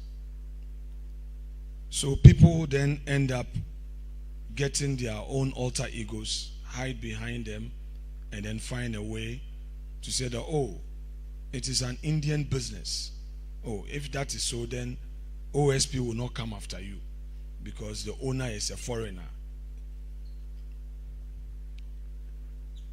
So, ladies and gentlemen gathered here in this room, I've heard Professor H. Kwesi Prempeh reviewing Kisi Ejapi's speech. The laws are just not enough. It is our collective will, in my humble view. And in the process, as citizens, we must not ever give up. Because giving up would mean to lead us to a failed state. That cannot help us as a nation. Let us continue to crack the whip. Let us continue to be hard on the political class. But at the same time, other actors in that chain of corruption. Because if you leave the other actors and over-focus on the political class, dealing with the canker will still remain a big headache on our heads as a country. Thank you very much indeed.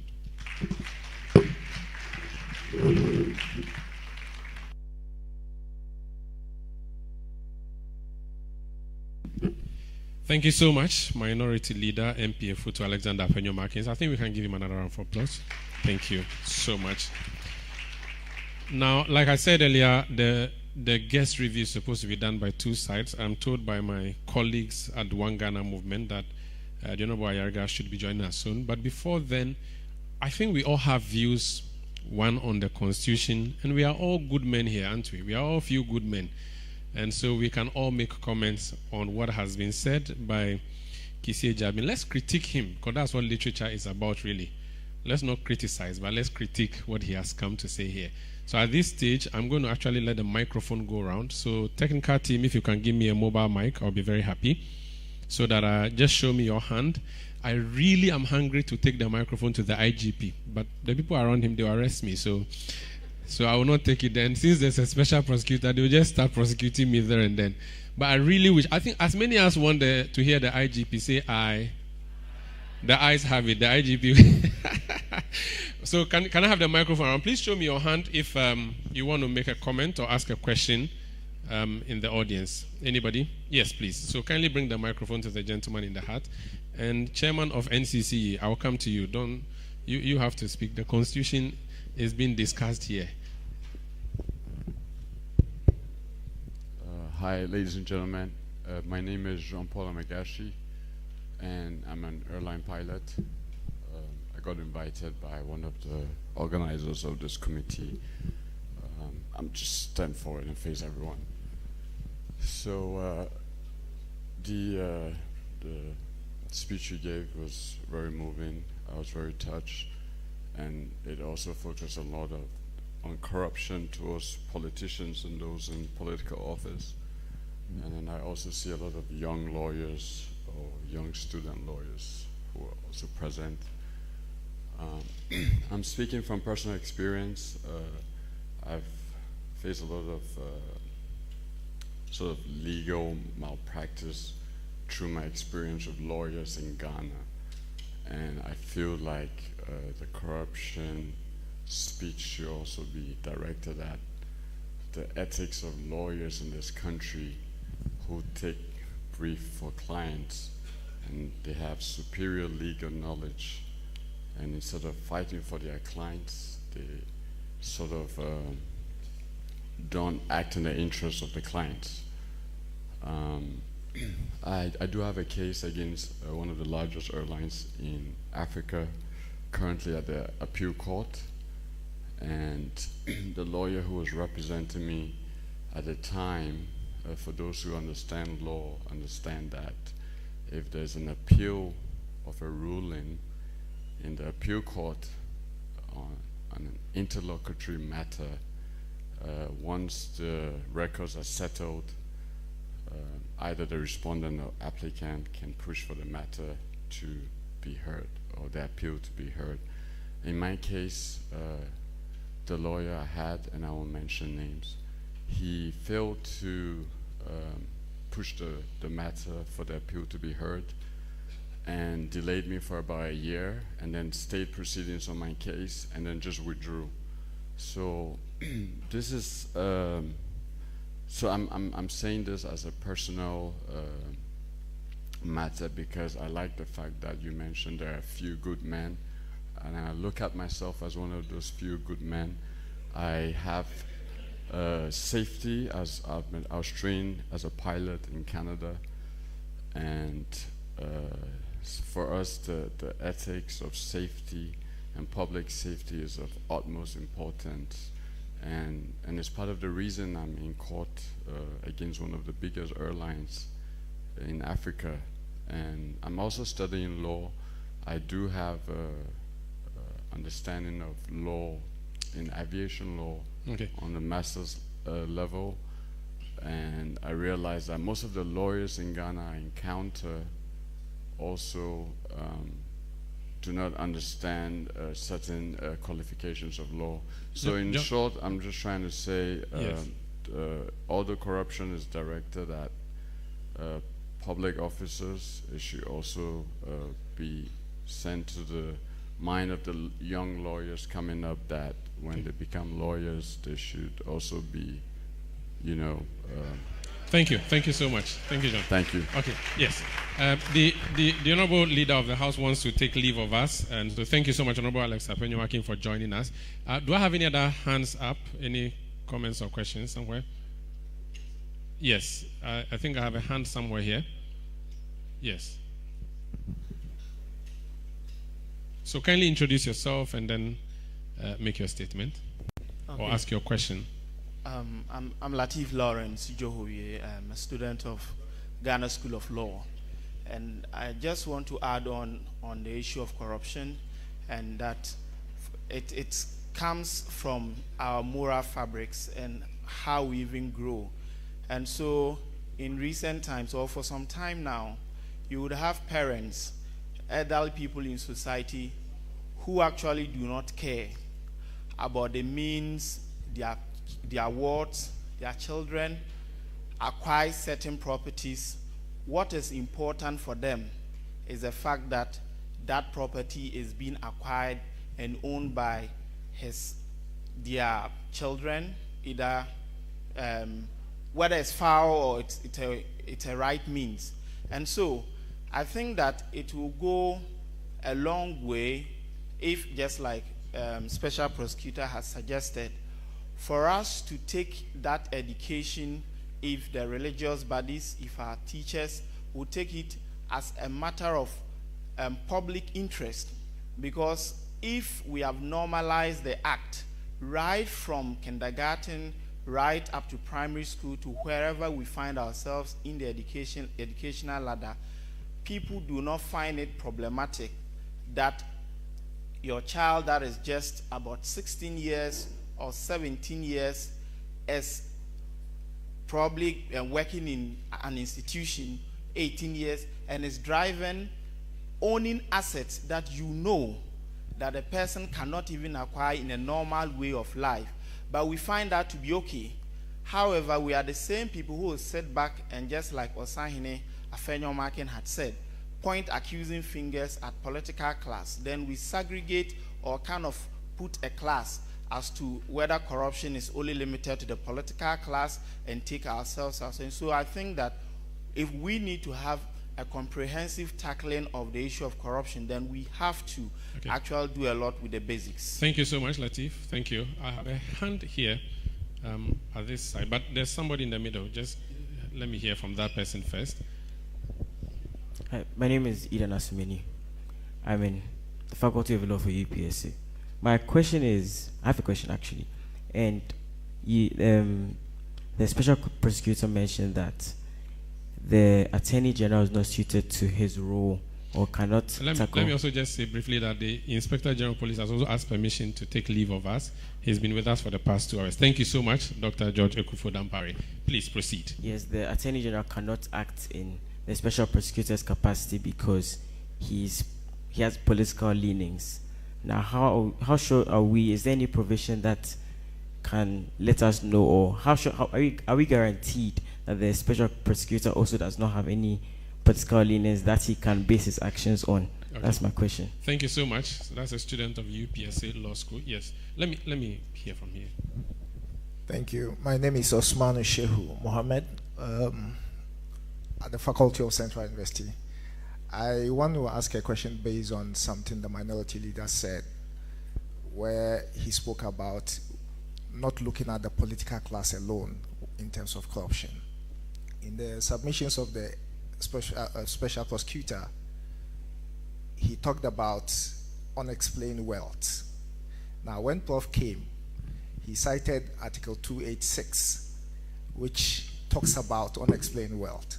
Now, I want to find out, how is the Constitution in its current form able to tackle corruption in terms of unexplained wealth for people who are not in public office? Thank you. Thank you so much. Do I have any question from this aisle? This aisle. Let me take the last two questions from this side, and I'll come take the last one from Samson. Yes, madam. Yes, the lady. Thank you. Okay, please, my name is Belisha from UPSC Law School. So my question is, is there a possibility that corruption will be eliminated in Ghana? And if yes, does it mean that... Wait, when you say a possibility, are you talking about in the future, currently, yes, in the next century? Future. Okay. And if yes, does it mean the office of the special prosecutor will be dismissed after that? Okay, thank you so much. Yes.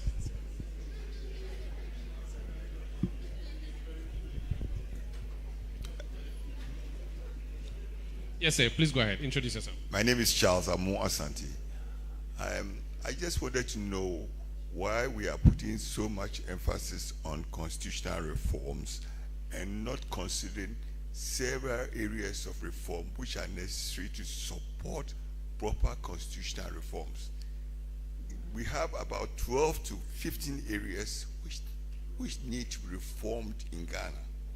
Public sector reforms, legal reforms, judiciary reforms, police reforms, prison reforms, pension reforms, land reforms, tax reforms, educational reforms, health reforms. If you do not reform these areas, the constitutional reforms will be of little use, because the corruption permeates in all these areas, and you are just going in a silos of solution which will not produce the results you want. And I would like to say that the legislature has failed us because they seem not to think that their actions are necessary to bring about changes. For example, the minority leader cited an area that they should have legislated to stop it. For example, they can legislate to prevent them from giving money to anybody, paying anybody's school fees, giving money to a priest or a chief and so on. They can have legislation which clearly prevents that. But they sit down and say that they have to give money because they enjoy corruption. And that is a problem. Very well. Thank you so much, sir. Okay. Right in front of you. So let's make it 30 seconds at most if we can. So kindly introduce yourself. Okay. My name is Ama Amoa. I know Ghanaians, we are very good with concepts like this. We break it down, we structure it, we systemize it, we do everything. But at the end of the day, the implementation. So I really hope that this program will not be in vain. We want to see it happening across Ghana so that we can be a witness to this. Thank you so much. There's another lady in the middle.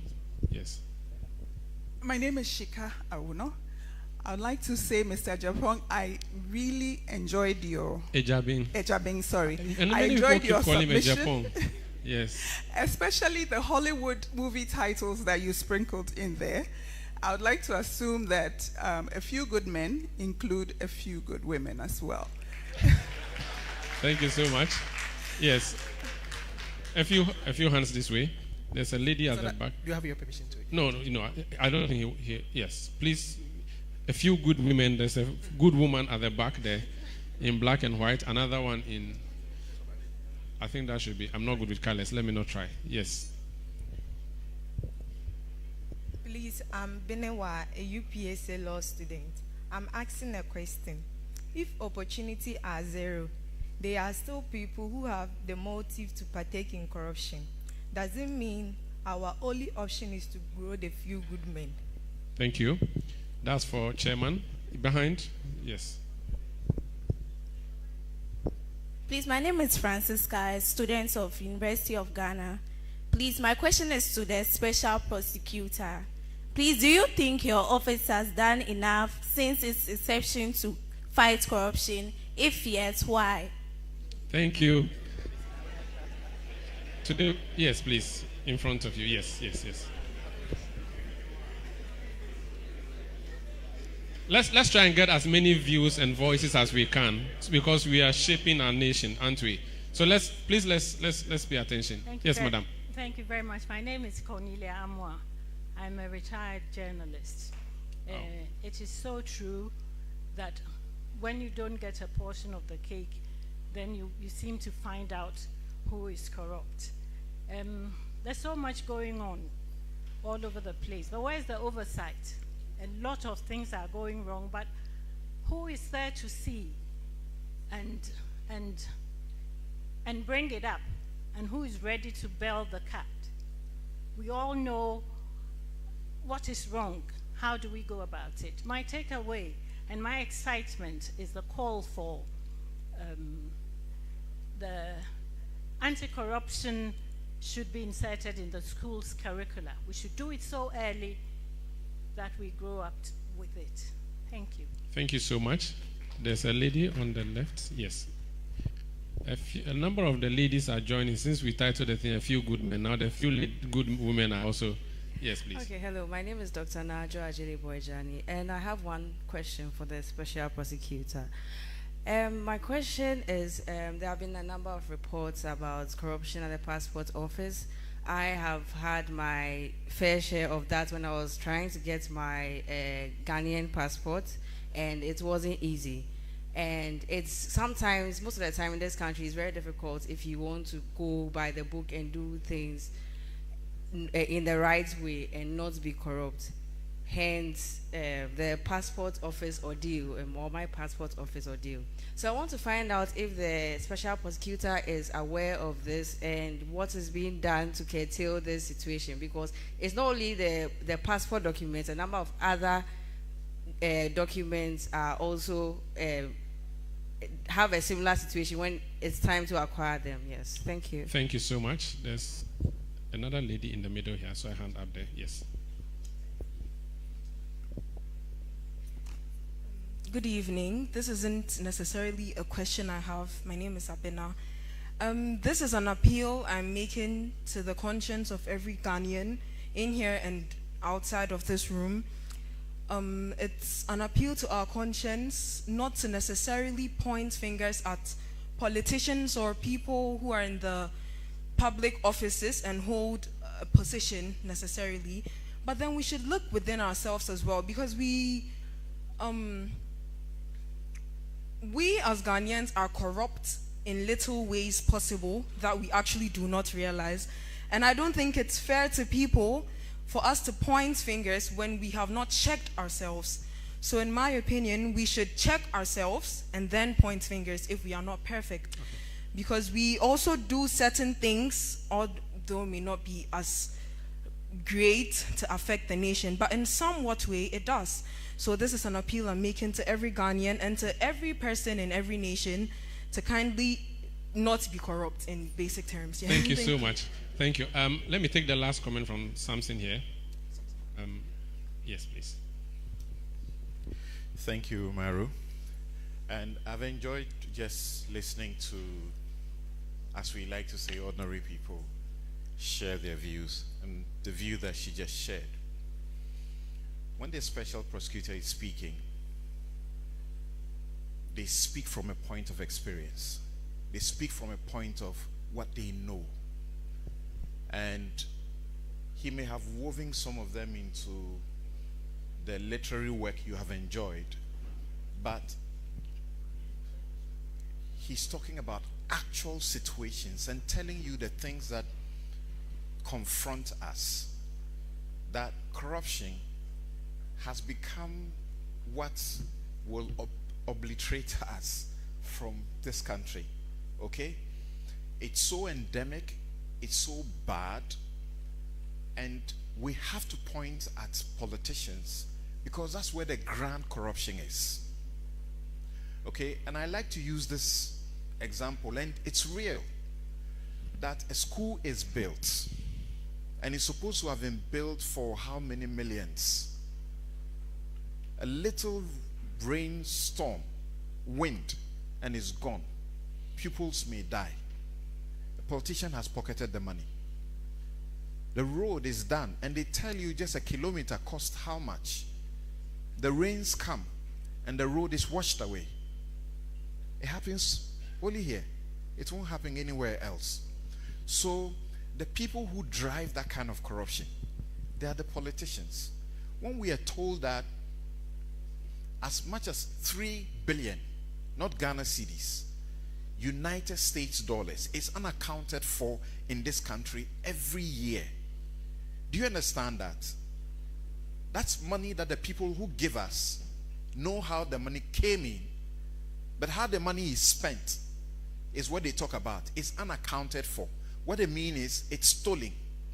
When Occupy Ghana picks 5 of the Auditor General's report, 5 years, and does the auditing and finds that in those 5 Auditor General reports, money that was stolen and misused is about 3 times what we are at the IMF begging to get to save our economy from collapse. That's the reality. And Domlevo keeps saying that because we are not punishing the corruption, that's why it's still with us and it's actually growing very bad. Why should the people that we have decided that they should help us fight the corruption be scared for their lives, go through a lot of risk, and they are not even resourced? The special prosecutor doesn't have the resources to do the work, but they are working. And you and I must have a voice that tells the people who oversee the purse that is where we want money to be. So I was just having a little chat here with Prof. I can't believe how frustrated he may be. The Prof has been preaching for a long time here that it's wrong for parliamentarians to be appointed onto public boards because they are oversighting those institutions. When you make them a board member, how do they oversight that institution? Yeah. Just 2 days ago, the president appointed Isaac Adongo to go to the Bank of Ghana board. If the Bank of Ghana does wrong, he's supposed to oversight them. How is he going to do it? So, this is the problem. Okay. Thank you so much. Senor has the last bite. Senor. Yes, please give him the microphone. And then we'll get a quick mop-up response from the SP and also a reviewer if they are minded to do so. Yes, Senor, quickly. Thank you, Umaru. I think I posted recently that corruption is corruption only when you are not benefiting from it.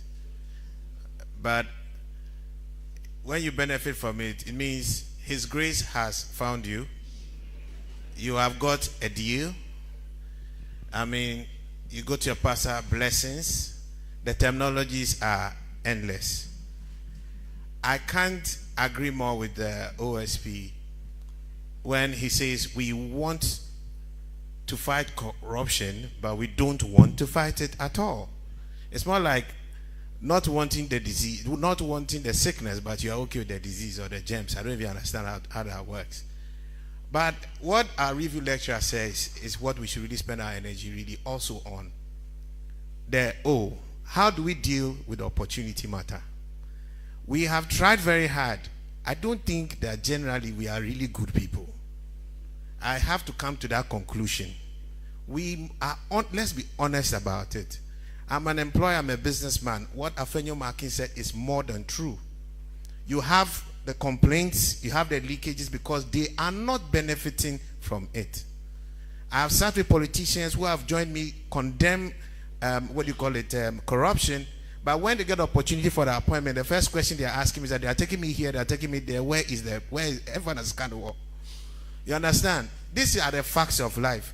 The politicians have become economic agents. There's pressure on them. They themselves, just like us, are equally not good people. So if we want to fix this problem, we can't fix it by hoping to fix the M, the motive matter. It won't change. Okay. The white man and the Awam people had the wrong motive. They had the opportunity. They dealt with us. We overthrew them. And we ended up dealing with our own selves. And we've been dealing with our own selves till now. When we are still claiming we don't want to be dealt with, it won't work. Thank you, Senor. The Constitution should be a vehicle for us to clean out the O. So, Prof, in this work that we are all doing with you, we hope that we'll be inspired by the work of the OSP and figure out how to clean out the O and improve the S, which will reduce the outcome of the equation, either to zero or to a very little fraction. Thank you so much, Senor. I think we can get a response now or reactions. SP, I think maybe respond to a few of the issues. So they talk about the your personal independence. They talk about unexplained wealth. They talk about, will corruption ever end? Do you think it will end? Also reforms. Should we start somewhere else rather than the Constitution? And then the issue of passport office, someone has a personal grievance there. Either of you can take it, either you or your reviewer. Okay. This man. He's good at passing the ball to me. I know. I'm very weak. I keep saying yes. You may kindly rise so the cameras will get you. No, I think it's been a good conversation. I agree pretty much with, to the extent that we are talking about, and the reason why it's not that I like theory, but the reason why I like to reduce this to some analytical formula is that it allows you to isolate some of these factors, right? So the M component is basically all of us, right? It means that all of us are participants in this. We can all of us contribute to the M.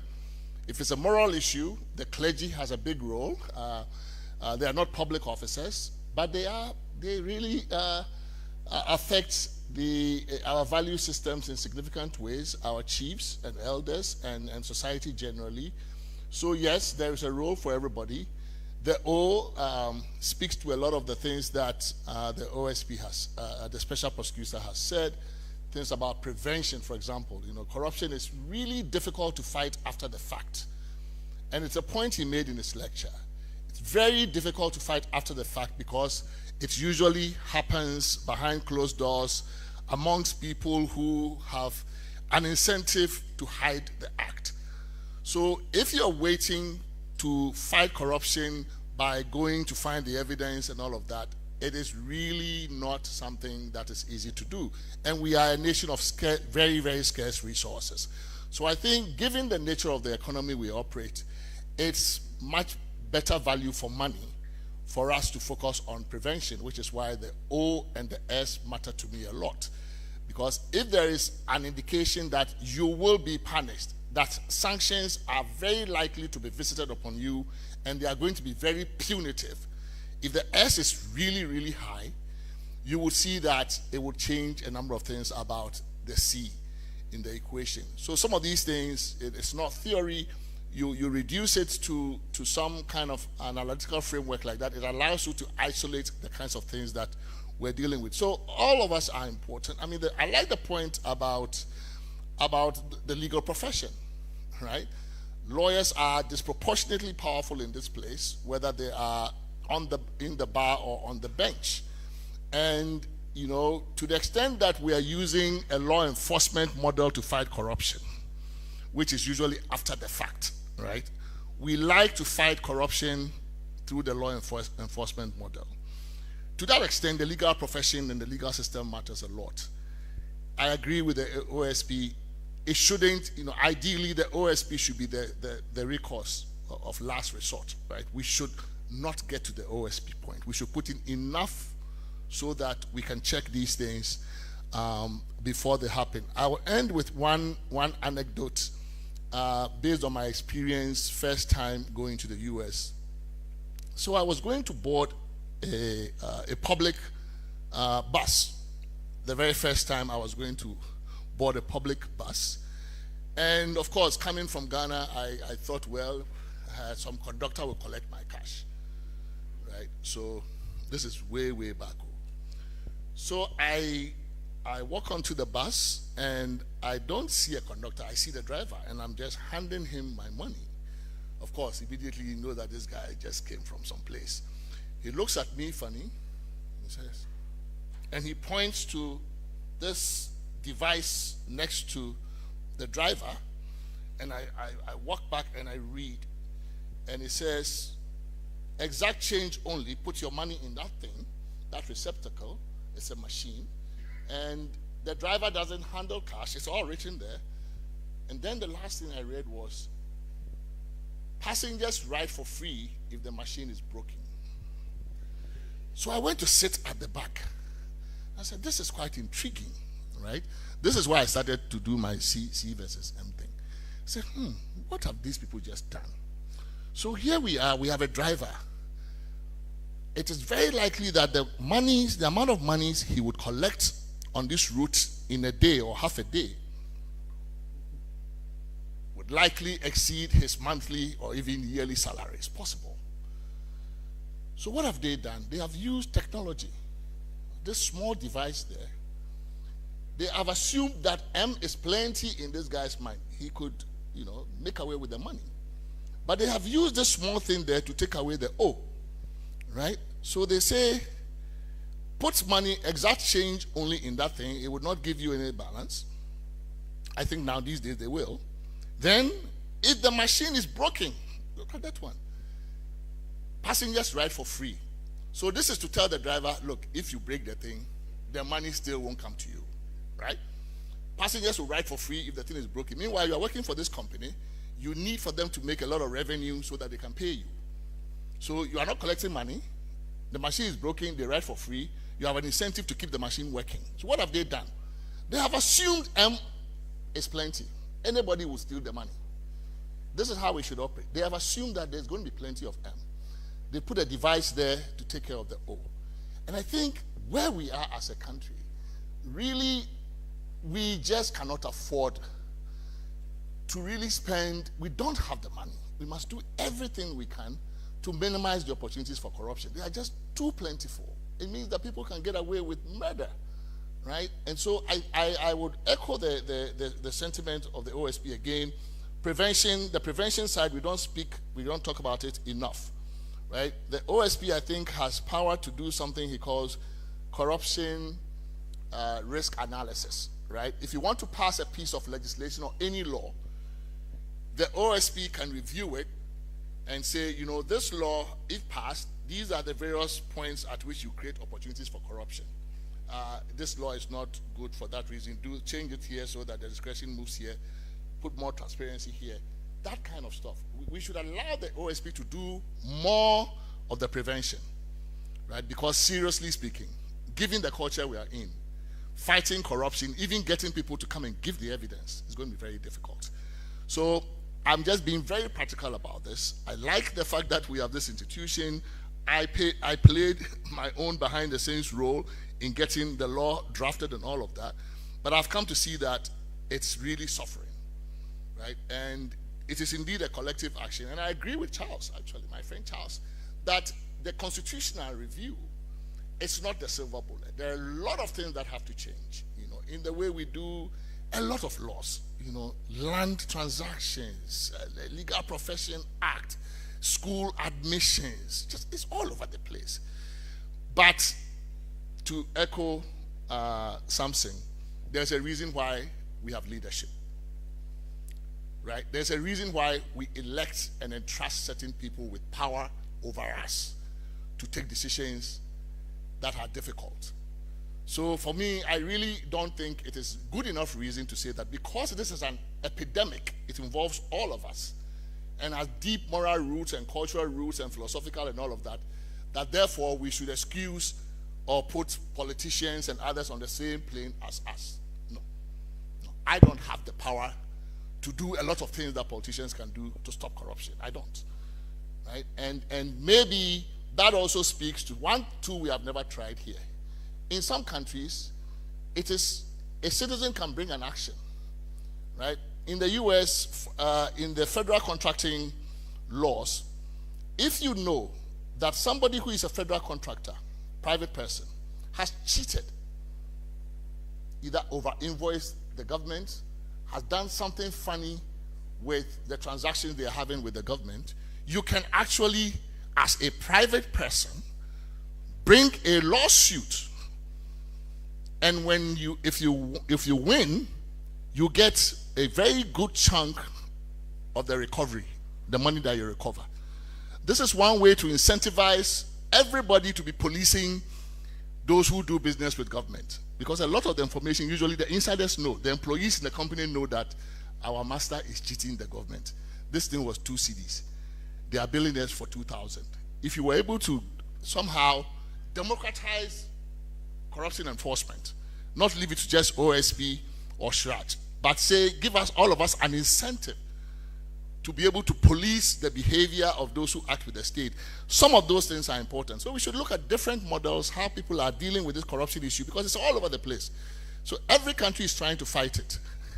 Unfortunately, we're not doing enough to fight it. We need it more than most of the countries that are fighting it, because we are very much in dire straits. And I think we should do it before either our economy collapses even worse than it has collapsed. But I think in my case, worse if our democracy collapses, because then that will throw us into anarchy. We should do something soon. Thanks. Thank you so much, Prof. H. Kwesi Prempeh. Thank you so much. Okay, yes.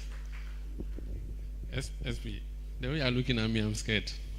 I don't have unexplained wealth. It was an inheritance from my grandfather. Worry. I won't declare you wanted. There were some passionate questioners. That is why I got up.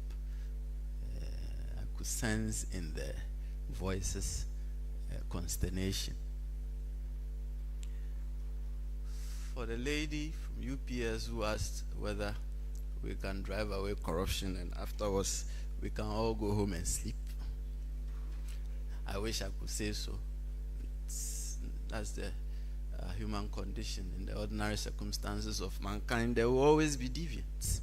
And so, unfortunately, we cannot weed out corruption. But what we can do, and what I stated, is to drive it down, make it unattractive, make it costly, so that when you are engaging in it, you will have it at the back of your mind that there will be a price to pay if we come around looking for you. And with that, we can have a certain level of an accepted degree that it's allowable in every society. Criminality, there will always be, but let's tackle it. I sense from, as I said, the passion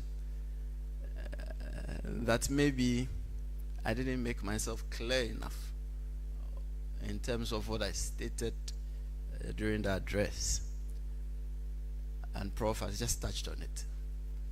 I said forcefully that from where we sit, from my experience, what we've done so far, we believe that preventing corruption is a better focus than after the fact running after it.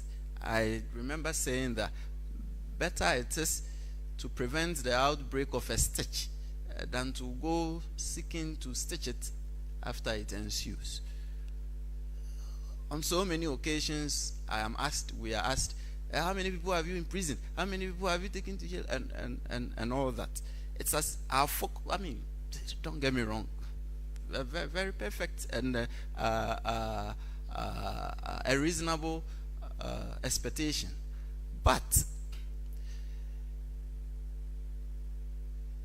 if we manage to imprison, let's say 4 or 5 people in a year,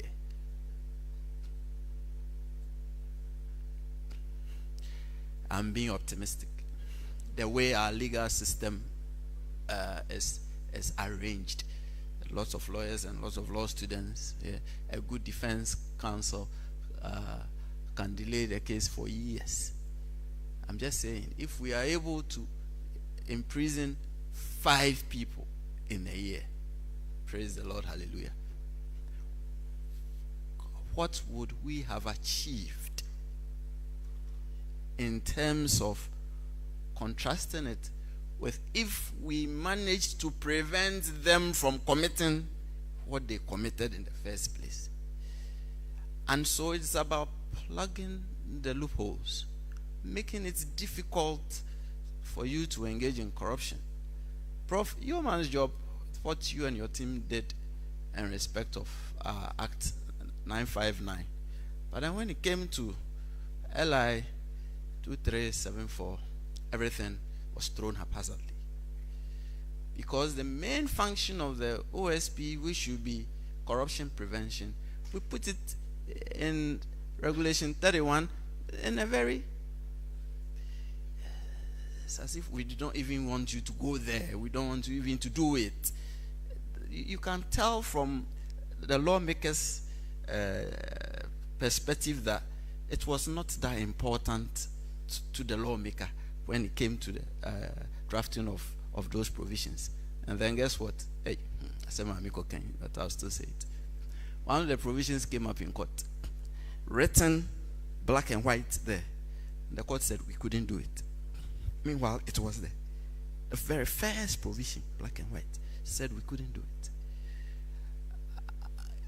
And this is one of the reasons why I was calling for the fight to be really forcefully directed at prevention. Because, as you keep saying, giving people the opportunity, they will take it. Someone will say, oh, that's my destiny helping, right? So, do not present the opportunity to the person to take it. It is tempting. We are human. You do one thing, a second time, maybe should I do it a third time? Then it becomes a habit. And that should be our focus. Professor, I will say again, write corruption into the Constitution. Write anti-corruption into the Constitution. Framework it tightly. Put the OSP into the Constitution. Kill the argument. Let us start fighting. We are pretending. Really, we are pretending.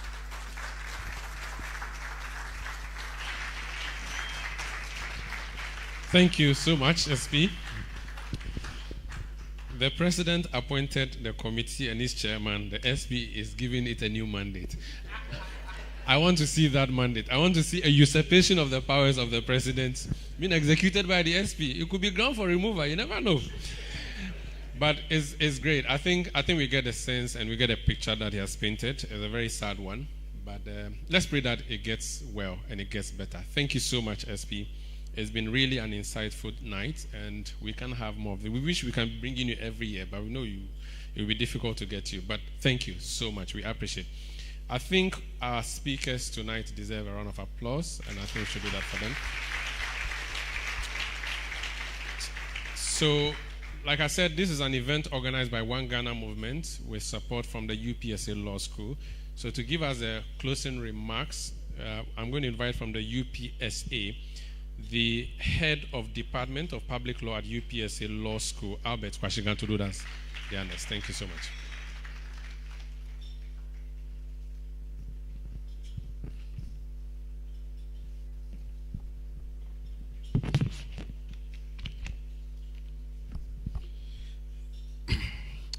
Good evening, all of you. Umaru Sanda, thank you very much for this opportunity. I stand here in the name of the UPSA Law School and representing the Dean of the UPSA Law School, Professor Ernest Kofi Abochi, who should have been with us today, but for some reasons, he's elsewhere engaged in some other equally important assignment. And so he extends his apology, but I'm here to say a few words on his behalf. And while I represent him in the UPSA Law School, if I made any comment, I take full responsibility for the comments that I make, if I did make one. Let me begin by acknowledging my Vice Dean, Dr. Francisca Kusiapia, who is the UPSA Law School. Doc, you're welcome. Mine is to give closing remarks and then give a vote of thanks. I think that this whole lecture has been self-explanatory, and there isn't much to say, to be very honest. If my former lecturer has spoken, who am I to come and try to rehash what he has said? The OSP taught me at the University of Ghana Law Faculty, probably like 18 or so years ago. He taught me international humanitarian law. And so it's good to see him, and we have all been following the good work he's been doing for Mother Ghana. So much has been said. I wish to implore you to put your hands together for the OSP.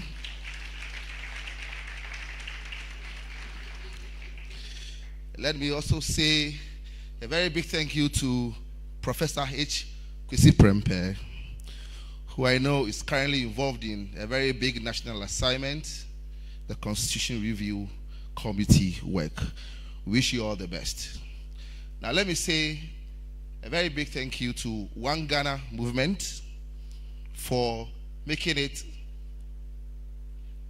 possible to have these Constitution Day lectures the last 4 or 5 years. So the team from One Ghana, Sam Salari Anine, my good friend Senyo Hosi, and Umaru Sanda, your team, we are indeed grateful that you partner very well with the UPSA Law School to create such an important platform to receive views from across the country. I think it's been very wonderful. Very powerful views have been expressed. One thing that jumps to me is that the attitude towards corruption is that we want to fight corruption, but we don't want to fight corruption. I mean, these days, I get extremely worried when I visit little places to get things done for me. For instance, I go to the washing bay, and then those who wash the car get exceedingly excited. And then I ask myself, I mean, this excitement, is it the usual display of the Ghanaian hospitality, or he's expecting something from me? So I get extremely suspicious. So usually when I see that, what I do is that I try to find somebody else who has not shown so much interest in me. Because the next time he's done, he's going to ask me, the company takes this, but you should also add this amount of money. And I've never really understood it. Sometimes they tell you how much you should add to it. And so we are very happy that we are able to provide the platform for us to continue to engage on this issue. It's not going to be an easy fight, but I believe that with self-introspection, looking at our own selves, and with using our institutions to block the opportunities for corruption, I believe that we can get somewhere. So on this note, I'd like to say a very big thank you to all of you for coming to grace this occasion. The Dean extends his warmest regards to all of you. Thank you for coming. Enjoy this evening. Thank you. Thank you so much, Albert Kwashiga, my senior at CTFM. And thank you all for being a wonderful audience tonight. It's been great coming your way. A few announcements before we leave. One, we have early dinner, so it's around. Or while you do your networking, you can also have a cup of coffee or whichever one you prefer, and then have a conversation going. But before we sign out, at One Ghana, what we always do is to invoke the national patriotic songs and pledges that we have been taught. So at the beginning, we had the Yanara Assassini sung for us. In closing, we're going to do the national pledge. So if you could kindly be on our feet so that we do the national pledge. And I'm going to lead you in that. Don't worry, I wrote it down. I know we will not remember it, so I wrote it down. So if I'm reading, don't think I'm in Shabrebia. So I think we usually put our hand on our chest. So I promise on my honor to be faithful and loyal to Ghana, my motherland.